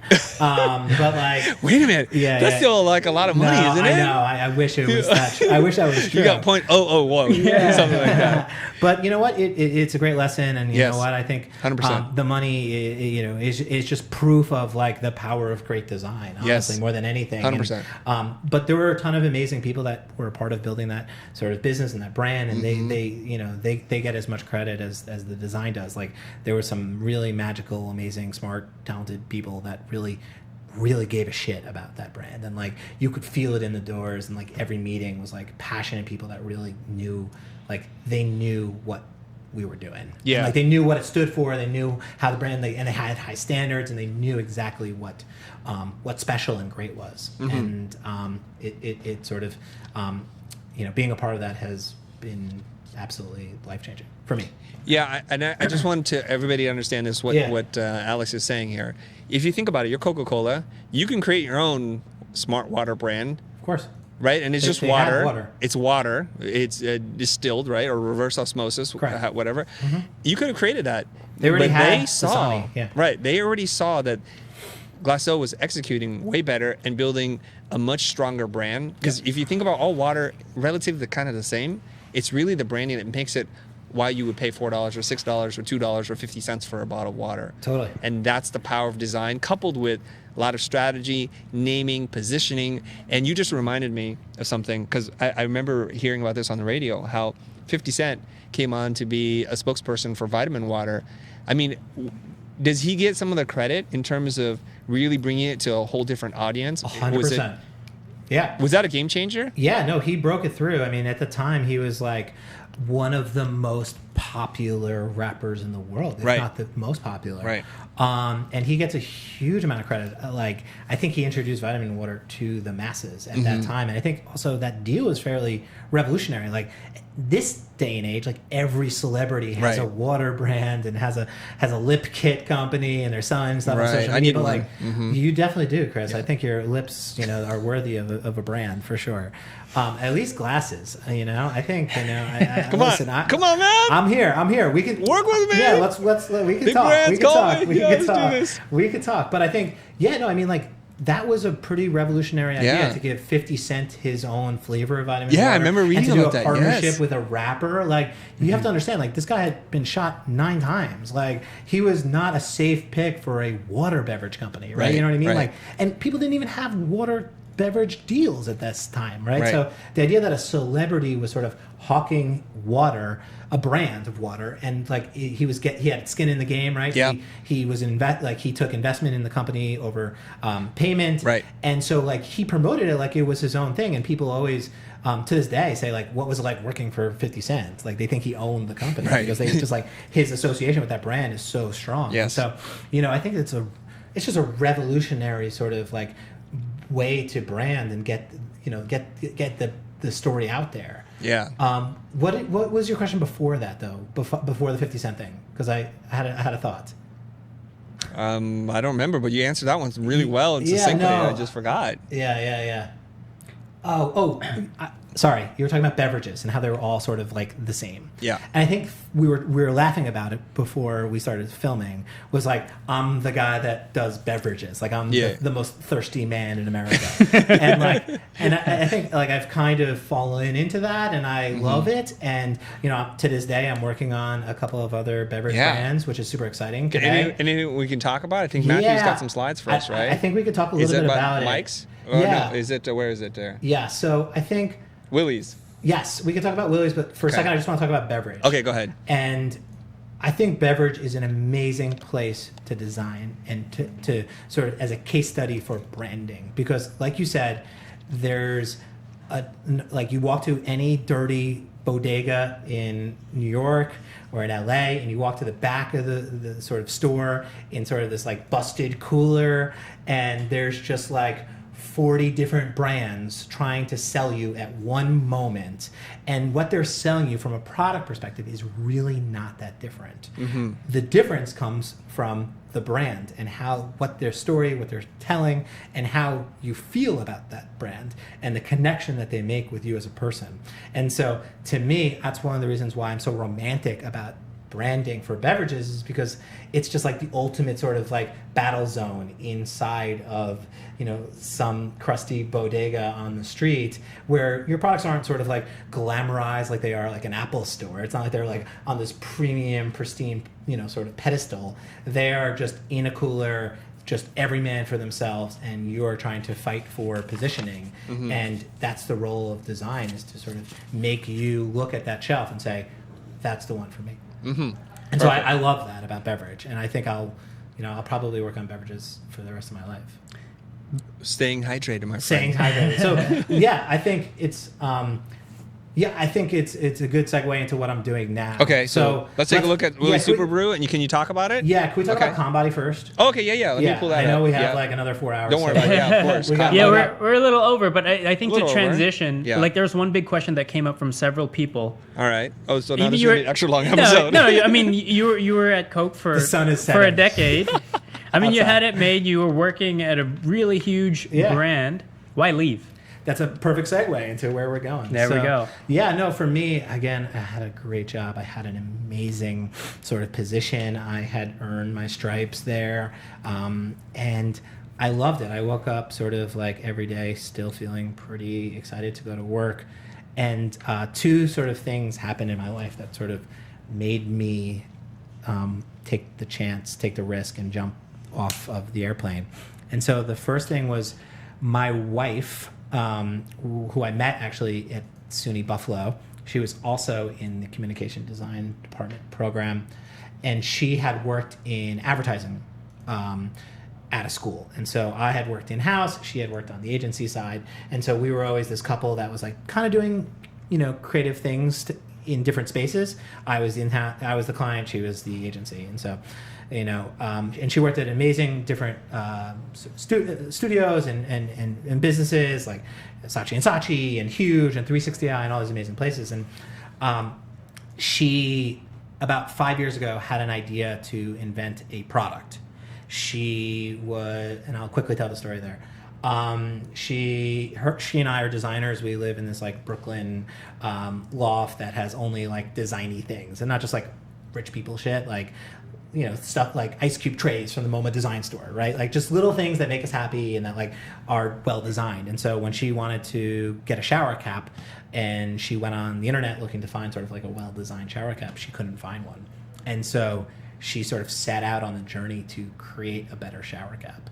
And she did this for about a year and a half, until she created sort of a better designed product, something that sort of would make women feel great in, sort of looks like a turban, uses this like high function material. And then she launched what is the brand Shhhower Cap. It's SHHHOWERCAP, Shhhower Cap. And so she puts us on the internet, 2015, couple months before we got married, and it instantly takes off. You know, she did all the branding, she did all the art direction for the photo shoot, and it just sort of like becomes a viral internet beauty product. Wow. And immediately it becomes, it was in Fast Company within 4 days of launch. Wow. Reinventing the shower cap for the modern woman with my wife's sketches and like all these beautiful photos. And, you know, she launched this business basically out of the back of our apartment, and, you know, based on her, you know, sort of amazing idea and her design skills, really, you know. And it went like that. All of a sudden it was in Vogue and Refinery 29, and before you know it, it's sold at Sephora and Bloomingdale's and Neiman Marcus and the MoMA design store. And this business goes from sort of the backyard, us packing bags for Christmas, to a multi-million-dollar, you know, sort of beauty brand. That's fantastic. And sort of watching her do that, and sort of being a part of it in some places, you know, like it inspired me. It just like it changed my perception on like what people can do. You know, like just like I never I'd always wanted to build a brand. I always wanted to have a brand, right? Mm. I talked about that earlier, like in college, wanting to have like my own t-shirt brand or something like that. And so I watched her sort of just birth this incredibly beautiful, sort of impactful, emotional brand for women. And I just was like, this is... Is this it right here? Yes. So that's it. Shhhowercap.com. Go buy one for your wife. Go buy one for your girlfriend. That makes a great gift for the holidays. And so, you know, it just took off. And so, you know, she took some time off from advertising to launch this product, and she has not looked back. She now has a team of people in the Soho office, and she's in meetings all day here today in LA talking to some of her retailers on this coast. And, you know, just, you know, and she's gotten more press than I even realized was possible. And so, you know, I have a quick question. Yeah, for sure. Is your wife by any chance African American? No. Oh, okay. She's not. All right. But she needed a shower cap, and the options for her were what we would both consider poor design, you know, both from like the way they look, but also from the way that they functioned. And so she puts this thing onto the internet on a Squarespace, only using like, you know, her design skills, right? Like her business, branding, design, you know, like tone of voice, logo, you know, she had all this stuff in her mind even before she had this product ready, you know? And so now she goes on stages and talks about the power of design to build businesses, and how she had all the skills that she needed to build a huge brand, but she never went to business school, right? You know what I mean? She comes from advertising. She comes from a marketing and design background. And so to me, I just was like, you know, I'm still blown away by her. And I think, you know, watching someone in your life do something miraculous inspires you to say, what can I do? How can I quit my job and do something that is my business? And, you know, it's not all roses. And, you know, entrepreneurship, as you know, is takes a lot of work, and it's hard, and it's hard to turn it off. You know, there's no off button. Like Coca-Cola, I'd walk outside of the office and I would just like flip the switch and be like, I live life now, you know? Right. And now I do not. And so, you know, watching her do that, it was like, this is really incredible. And it's also possible. It's possible to like live your dreams and do what you want to do. And so at that time, you know, I've always wanted to have my own design studio. It's always been my dream. And I figured this was the time to do it. And so, after Shhhower Cap had been out there for a couple of years, and, you know, I said, okay, I'm going to take the jump, and I'm just going to start working for clients and businesses that inspire me. And I think that I was a little burnt out from working with the big companies, right? Like the Cokes and the Powerades and Smartwaters, like they had become sort of like multi-layered, sort of multi-tested, groupthink sort of meetings and conference calls, where like things just got really slow and became hard to you know, to do great work for, I think. You know, and I think even the work that we did with Cons, you know, I think again, as I said, I'm most proud of, you know, that work in my entire career, but it wasn't by any means easy to get out the door. You know, it's hard to do those type of things. And I think for me, I just wanted to work with people and entrepreneurs and small teams and small businesses that were like Shhhower Cap, and were like, you know, sort of, you know, that were starting from the beginning of the journey and starting a relationship with people and starting from scratch. And for me, that's like going back to the beginning of Vitaminwater, and going back to the beginning of my story. And I feel like totally re-energized to work with people that have great ideas and want to bring them to the world, and they know that design is the way to get it out there. And I think it's a really amazing time to be a designer. Obviously, this is a great platform to educate people and to help them understand that. But for me, I was like, this is my moment to go and build a bunch of amazing brands that are just starting their journeys. And so the first client that I had, because I left Coke and I didn't have a ton of clients. I didn't have like a million clients just like lined up. I had one client, and he was an ex-convict, a convicted felon who turned entrepreneur, businessman that I had met through one of my through one of my side projects when I was at Coke, and he's there right now. His name is Coss Marte. Highly recommend. Is that him right there? Yeah, it's right. That's him. Wow. I would highly recommend Googling him after this and watching his TED Talk about how he transformed his life from prison inmate to entrepreneur and businessman. And he created this amazing company called Conbody, where he only hires formerly incarcerated individuals to teach the classes themselves.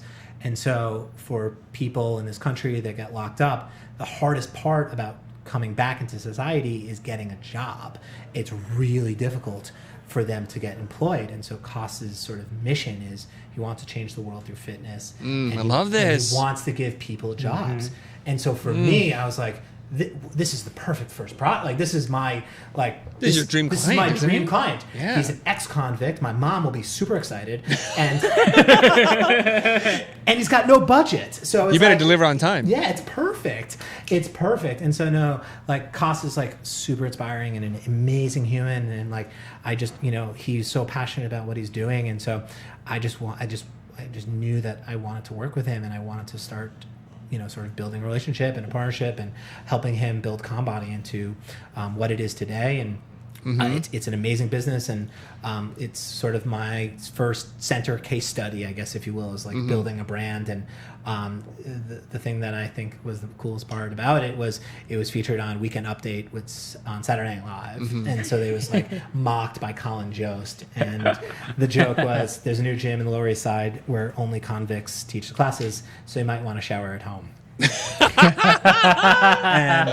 and I was just like, this is like, Or soap on a rope. yeah. And like I was at home, like on the couch watching it when it happened, and I just was like, oh my God, like this is insane, this is incredible. And like that feeling of making work that has that type of impact and like helps this guy who like needs this, but also is like putting everything into it, is like what I love the most about design, is like empowering people to do amazing things. And so when he got the opportunity to open up at Saks Fifth Avenue after we rebranded, Wow. I was like, holy shit, like it worked already. Like we didn't even, it was like we were still doing the design work. Like I remember I showed him around one, and he loved, like we showed him a bunch of different directions, and he liked one, and they had a piece of another, and I was like, okay, give me like a couple weeks and we'll just like bring into like one great brand for you. And I came back for the second meeting, he had printed everything already. Wow. That's fantastic. And it was like, what happened? They move fast in prison. I was man. like, what happened? He was like, we got an opportunity, we're going to Saks, and Right. we need to sell everywhere. We're going to sell so much merch. And I was like, okay, let's go. And then like, it just happened so quickly. And I got to go to the opening of that Saks Fifth Avenue sort of location. And I got to see sort of the hoopla and the sort of fame that was surrounding Coss in that moment. And his mom was there. And I just kind of stood at the back of the wall and just like looked at Coss, like while I was being interviewed from all these different magazines, and his mom just like with his beaming smile. And I was like, the power of designers to do things that are really have like impact and change people's lives and can, change, the world is like, it's cliche, but it's like, it's why I'm in it. You know what I mean? Like that's why I love what I do. And so for me, like, to be in that moment, I was like, I gotta leave Coke. You know what I mean? Like it was sort of like in that sort of like gray area, and I just was like, this is it. Like this is the feeling, and like this is the drug, and like I just want to build 1 million Conbodies and Shhhower Caps, and and change the world. Yeah. Ooh, I'm going to play the sound effect. It may not be the right sound effect, but I feel like I'm going to take a risk here because, where are you? No, that's not the right sound effect. These are like tear-jerking stories here. Super inspirational. So for those 330 people who are still here hanging in to the very bitter end, you guys are getting rewarded with this super Hour 3. amazing story. We need SpongeBob or somebody to say that 3 hours later. Is there a record, or are we going I think we've for broken all the records. The drives at YouTube are filled up right now, so we're overflowing onto Drive C. Cool. Okay, I do want to say a couple things. Now, some of you guys tuning in might be listening to this and think, oh, what a privileged life Alex lives, right? Like, oh, lucky mother effer, what's going on with this guy? But I believe in this, and you can tell me I'm totally full of BS, Alex, is that there's this thing about the law of attraction there's something about you, your energy, your kind of willingness to try things and just learn and be open and collaborative, that this thing happens for your wife, and it just a thing that she's trying blows up to this credible business and is featured. You working with the ex-con, and I know this is a big problem with people who've been incarcerated. They become part of some vicious cycle because they can't get a job. Yep. They want to stay on the straight and narrow, but they can't. So they resort to a life of crime. Yep. And everything about this story, if I understand Conbody, is like a gym that is taught by ex-con. Correct. And you do the prison workout, right? 100%. I love it. Yeah. Conbody, and then the bar, somebody's breaking out of it. I love the visual language. Thank you. The jumpsuit orange. Yep. The kind of stencil typography, like prison 74432 move through. Yeah, it's a phone number. I love it. That's, and then, that's the phone number. But right you know there. what it is? Yeah. You classed it up. Yeah. Well, that was the thing, was like his aspirations were to be like SoulCycle. You know, he wants to open up 1 million of these. And this is SoulCycle with a soul. Yeah, well, that's the thing. It's like with a mission. Yes. And so, you know, when I met him, I was like, you can do this. Like, your story is incredible. Like, what you bring to the table is enough. Like, what you're doing is insane. But we need to make it feel like $1 billion brand. And like, having worked with SoulCycle a little bit when I was at Coke because of the Smartwater partnership, like, I was inside of those meetings and I saw the way that they talk about their brand and like the way that they sort of like make their trainers celebrities and the way they sell merchandise and the way they protect their brand, and it's super precious to them. And it's sort of like, you know, it reminded me of Vitaminwater. It reminded me of sort of like thinking about your brand at every touch point and what people were going to think about it. And, you know, I'm sorry to interrupt, but you said this before. Your design should tell a story. Of course. So the name, the visual language, like I don't even have to know that much, and I look at it, I'm like, I get it, man. That's how you know it works. Well, thank you. Yeah, I'm really proud of this work. And you like, should be. Yeah, hold on a second. What? Oh, yes. You know, come on, guys. Oh, there's the crowd again. Yes. They've been here the whole time. They've been here the whole time. Thank you for waiting, everyone. I appreciate that. No, thank you. It means a lot to me. And I think for Coss and, you know, doing that sort of rebrand for his business, it's like, it just comes from a place of passion. And, you know, to answer your question earlier about sort of like, you know, people can say, oh, look, Alex is, you know, sort of just like made. Alex, look at me in the eye. Look at me in the eye. Sorry. Yeah, there we go. Yeah, like Alex, thanks for the heads up after 3 hours that I should look directly into camera. I feel like it's getting to that tear-jerky kind of, you know, to the heart moment. Just look at me in the eye. Okay. Yeah, there we go.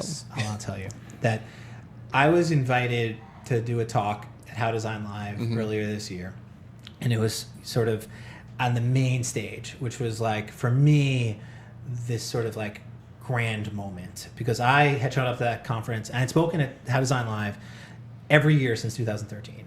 Every single year. They invited me once, and then just like I kept coming, they kept inviting me back. You're like crack. You can't get enough. People liked my story, and I would just find new ways to sort of reinvent it and find new topics to talk about. And I always want to speak on the main stage, right? Like, to me, speaking in the sort of the Brian Collins, Jessica Walsh, Stefan Sagmeister stage was like my benchmark in my mind. Like, if I could get to that stage, I'll have made it. You know what I mean? Yeah. And I spoke in like a bunch of small rooms and then medium rooms. And then I got my sort of moment this year to speak on the main stage. And like, I went on stage and like, I told that story, and I like dropped the lights down and put on the music, and then I hit All I Do Is Win, and I put it on the screen. I am a successful designer. Like, you know what I mean? Like, I felt like I had made it. I was obviously kidding, and did this in very much a joking manner. But, you know, and then I got serious. I was like, how did I get here? You know what I mean? Like, how did I, you know, Alex Center from Oceanside, New York, you know, went to SUNY Buffalo, graphic design program, didn't go to Pratt, didn't go to Parsons, didn't go to SVA, you know, didn't have this sort of like, you know, traditional path towards graphic design, sort of main stage-ness. And I was like, what do I credit to? You know, what do I credit to? And I think, you know, and for me, the reason and the thing that I attribute every single good, you know, luck or opportunity or chance thing that has happened in my life is because I truly care about what I do. And I think caring is the thing that separates me from other people, and showing that I care, which I think sometimes people secretly care, but they don't want to show it, or they're embarrassed by it, or it's not cool to show that you care. It's cool to be like the guy that's like, I'm a designer, but I'm not, they hold inside their sort of like passion and their sort of intensity for what they do. And I think for me, throughout my entire career, every meeting that I've gone to, every single conversation I've had, including this one, like, I just want people to see and to feel how much I care, how much I truly, truly care, and how passionate I am about what I do and, why I do it. And I think when you show people that you care about what you do and you're not afraid to wear it on your sleeve, I think people want to, they resonate with that. They connect with that. They want to, they want to work with that. They want to feel that. And I think people also are gravitated towards people that care and that show they care. And then also like the work that comes out of caring. And as I mentioned, like the relationships between, collaboration with people that are caring and care about what they do. Like, to me, that's the best work that I've done, and it's gotten me to where I am. And it's not because I'm like ridiculously stupid talented. I don't have like stupid rich parents. Like, I wasn't given any of this, but the way that I've been able to get here, wherever here is, it's a room in it's not that glamorous.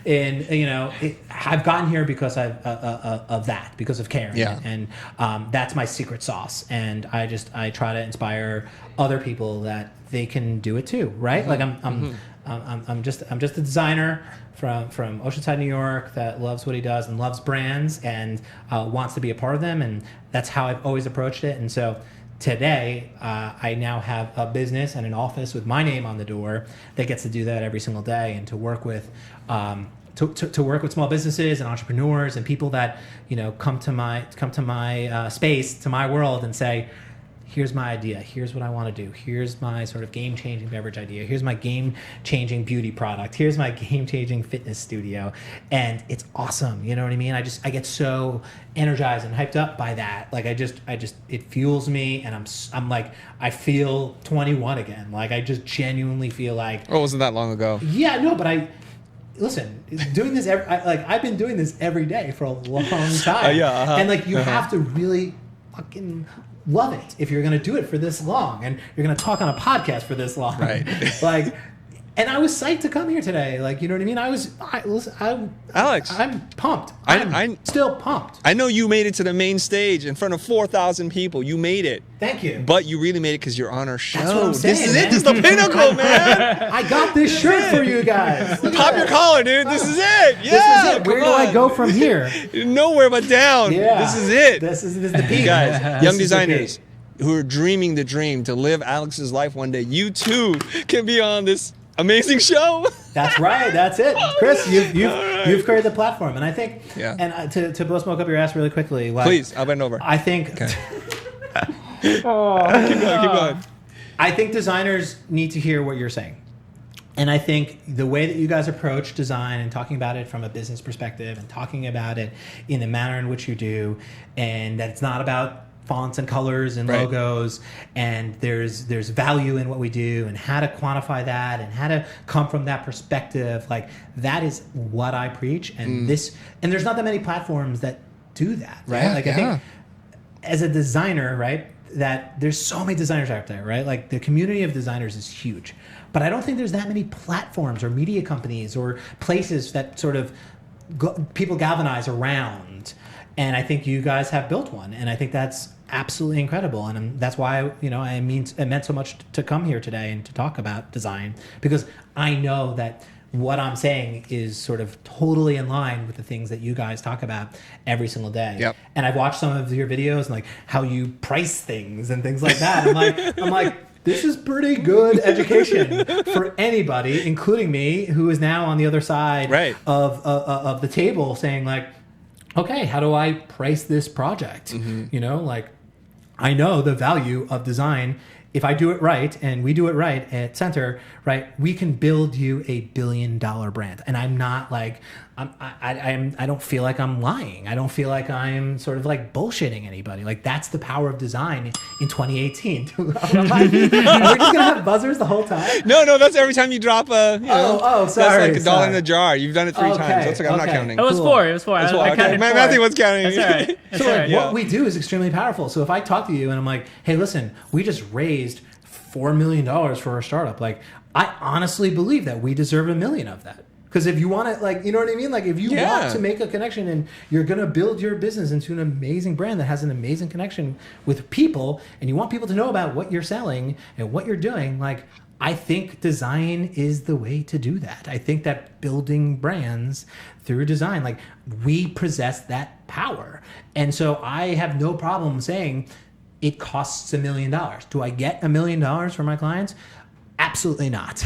But like, there are people that do. And I think they're absolutely justified for doing that. And I think it's an amazing world that we live in. So today, I don't have much work to talk about outside of Conbody, but because my business is 4 months old. Yep.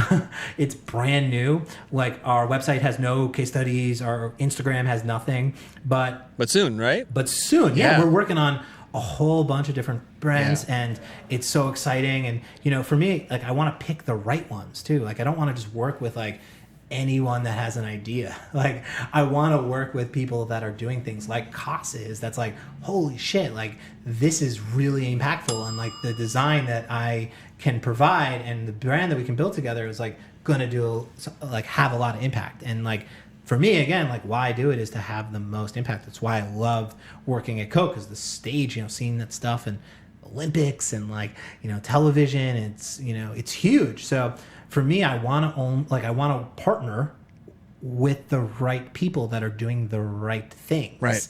And I have to really believe in their product. I have to really believe in what they're doing, and really believe that I want to align I want to get married to these people in a way. Like, these projects take a pretty good amount of time to do. Right. And I can't, you know, we can't do that many you know, at a time, right? We're a small studio. We're only doing, like, things that, like, we can only do so many in a year almost, you know what I mean? And so it's like, I want to launch brands that I believe in, that I think are going to be huge, and that we have the ability to make those things happen for them. Okay, so I have an idea.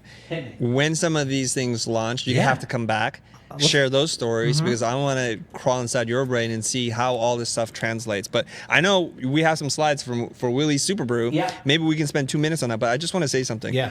Everything you've been saying, it's like chicken soup for the creative soul. Oh, great. It really is. Like, stir it up, drink it up. And Matthew, side note here, in case I forget, I got an idea for like a killer business. You ready? Yeah.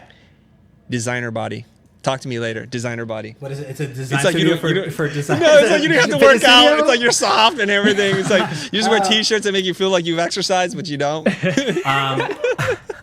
I think I'd be a great spokesperson for DesignBody. There's a niche. I represent that very much. You know, let's broker a deal. Okay, let's get into it. Let's talk about Willie Superbrew. Sorry, one more thought on DesignBody. It's just Brooklyn designers that love to drink artisanal beers, and they love just like barbecue. Okay, and what's the tagline? What's the tagline? Let's write it right now. Oh my god, yeah. DesignBody. What do you know? What's the tagline? Yeah, design your body. Design a better body. Okay. Yeah. All right, let's go. Willie Superbrew. Yeah, so Willie Superbrew. It's so funny. Like, this is one of our new clients. And so I have not shown this to anybody yet. This is something that, like, has not. Hold on. World premiere. So I was coming on here today. I was like, man, I wanna show some stuff, right? Do. And like, I don't really have anything like Conbody, something that was sort of done like in the sort of like bridge between Coke and we call it moonlighting. Yeah, exactly. Coke and Center in that sort of gray zone. And, you know, but we're working on so much stuff right now, and I can't show any of it. Like, it's so frustrating. I want to show like a million case studies with like so much cool stuff that we're doing. But this is a brand, Willie's Superbrew. Formerly was called Farmer Willie's. It was a ginger beer, and I met with them through Chobani, actually. They were part of this Chobani incubator program that Chobani has, where they incubate small brands that have sort of like really great ideas for new products. And through Leland Mashmeyer and the good people at Chobani sort of started working with these these two entrepreneurs from Rhode Island. And they sort of created a new type of alcoholic beverage, which is really pretty fucking cool. So it's like sort of like a hybrid between like a seltzer and like a superfood pressed juice, but also sort of like a beer. And so their whole thing is about like, look at Matthew. Yeah, he's ready to drink it right now. It's really delicious. You didn't bring any samples for us? I didn't bring any. Next time. How inconsiderate, man. I honestly, I gotta protect my Willie. Yeah, protect my Willie. Yeah, and the name is amazing, and so we're like Superbrew is the thing that like does not exist, right? It's like a superfoods plus like fermentation, right? Which is like it's literally a hybrid drink, and so when you think about like beer and like what we're putting into our bodies, like I drink a ton of beer and it's all crap, right? Like it's like, why am I drinking all this stuff? It's just giving me that DesignBody. That's it. This is the official drink. You're the official spokesperson. And so this is like a drink that has like 6 ingredients, right? It's like it's and they're all real ingredients. They're actually like real lemons as opposed to just like lemon flavoring or real ginger. And so, we started working with them, and they were a ginger beer that had like a bearded ginger man on the side of the package. And so we started working together, and I was like, okay, I think this, can be much bigger than what it is. I think it's like you're underselling yourselves as a ginger beer. I think what you've created is like a totally new category for the beverage industry, for the alcohol space, that like there is no sort of bridge between like beer and then like wine cooler, right? And like people want to drink things that they know what's inside of it. So they want real ingredients. They want things that actually are good for them. And so it's like, it's low in calorie, it's got real ingredients. And so we just wanted to create like a really fun brand that celebrated the ingredients and then celebrated the fact that their sort of chief design sort of like beverage creator is actually this guy named Willie, and he's a goat farmer. And he created the formula for this incredible brand.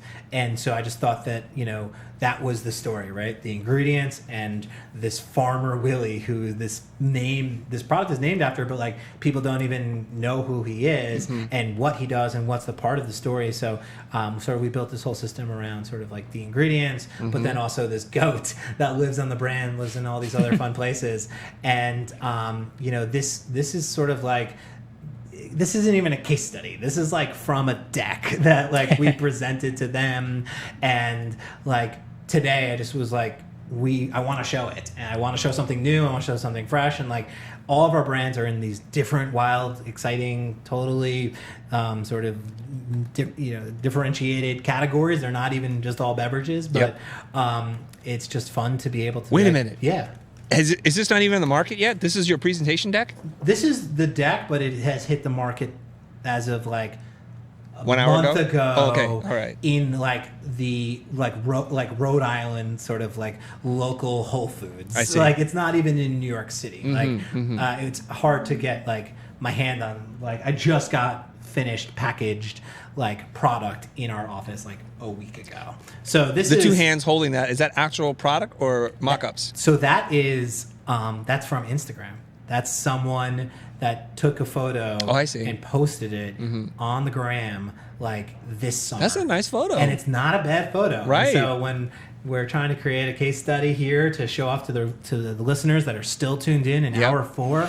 I just wanted to show some cool stuff, and there's a lot more coming from this brand. This isn't it, but I just wanted to like show it out, put it out there, and talk about it because it's just new and it's fun to talk about new stuff and like what I'm doing now, and it's sort of all in this space that's like, I believe that this brand could transform the sort of alcohol space. And I think and even this summer, right, they've been launched for, like I mentioned, like 2 months or so, and they're already seeing sort of like that sort of energy and that feeling and that juice, and they're starting to get more retailers, and they're starting to like get bigger displays and open up some doors and think about expansion. And so it's like that's what it's about. You know what I mean? Like we're building brands and helping businesses and like, helping people get out their dreams.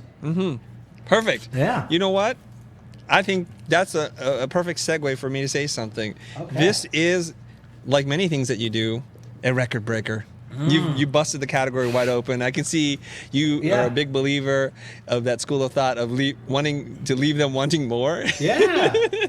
So here's what we're going to do. You guys, believe it or not, as long as this episode has been, this is only part 1 of a mini series of HBO. So when Alex is finished with the rest of the rollout of this brand and some of the other wonderful things I'm sure he's working on, that he's going to share with us, the pinnacle of his career, you know, Listen, we're going to have a follow-up episode and we're going to dive into that. I'll come back, honestly. I hope you will. The reason why I'm out here is because of my family, my wife. We have some adorable nephews I mentioned earlier, and some family out here in Dana Point. And listen, it's you don't really have to twist my arm that hard to come out to sunny California to get a little nose sunburn. That's right. To put on a tropical shirt and hit the beach. It's really it's not too tough to get me out here. So I hope we can do this again. Yeah, 100%. Now, before we say goodbye to you and to our audience, I want to give them the classic summary. So you guys, here we go. The summary. I had a hard time doing this, but here we go. Design and experiences are replacing traditional advertising. Branding equals meaningful differentiation. Your package should tell the brand story, and it's all about relationships, about respecting one another. Don't diss your clients by telling them you know more about their business than they do. But be passionate. There's some craftsmanship in there that you have to know what you're doing, to be genuine, to love the process and build that bond. And that what you want to do is to inspire and bring joy to your client, just like Alex. Brands should be problem seekers and not problem solvers. This is a telltale sign of people who don't know how to collaborate, is they don't use the word we, they use you or I or when you do, etc. You want to be bilingual, speak the language of business and design. You've heard us say that many times here. And brands, when done right, can be extremely valuable to the tune of billions of dollars. And what they are able to do is to build an emotional connection with their audience. That's what you want. That's how you stand out in that sea of sameness. Somebody wrote this on the comments, get rich or die thirsty from 50 Cent. Yeah. All right, so here we go. This is the last page in the summary. Alex, a secret sauce is that he really cares, man. Yeah. Do you feel it, you guys? And I care too, by the way. All right. You wouldn't be here if you didn't. And you guys know this, the font is for amateurs and experts only. Use with caution. All right? And when in doubt, use Mitsumishi, the typeface, and everything will be good in life. Hashtag Alex Save the Goldfish. Alex, hashtag all I do is win, baby. All I do is win. Put that in post, please. Yes, we will. And if you want to get in touch with Alex, I hope this is the right web address, thealexcenter.com. Yeah, and I have a website for the business, which is center.design. Center.design, and perfect. Then my personal sort of thealexcenter.com, which shows my sort of previous life. And then the most important of all, at the Alex Center on Instagram and Twitter. That's how we do. Yeah, I should have plugged that in the first hour. No. If you put it in the first hour, people won't write it down. Yeah. So because now they're hardcore. They're hooked. Listeners. Yeah. It's like you have to make it to the end to get to the summary. Yeah. But we'll do annotations so you guys will be able to skip to this part. Alice, on behalf of everybody that's watching, myself, Matthew, and Eric, who's done a great job today, thank you very much. Woo! Thank you. Yes. All right. We're going to take ourselves out of here, you guys. Let me get some fun music here. Not our usual music. Here we go.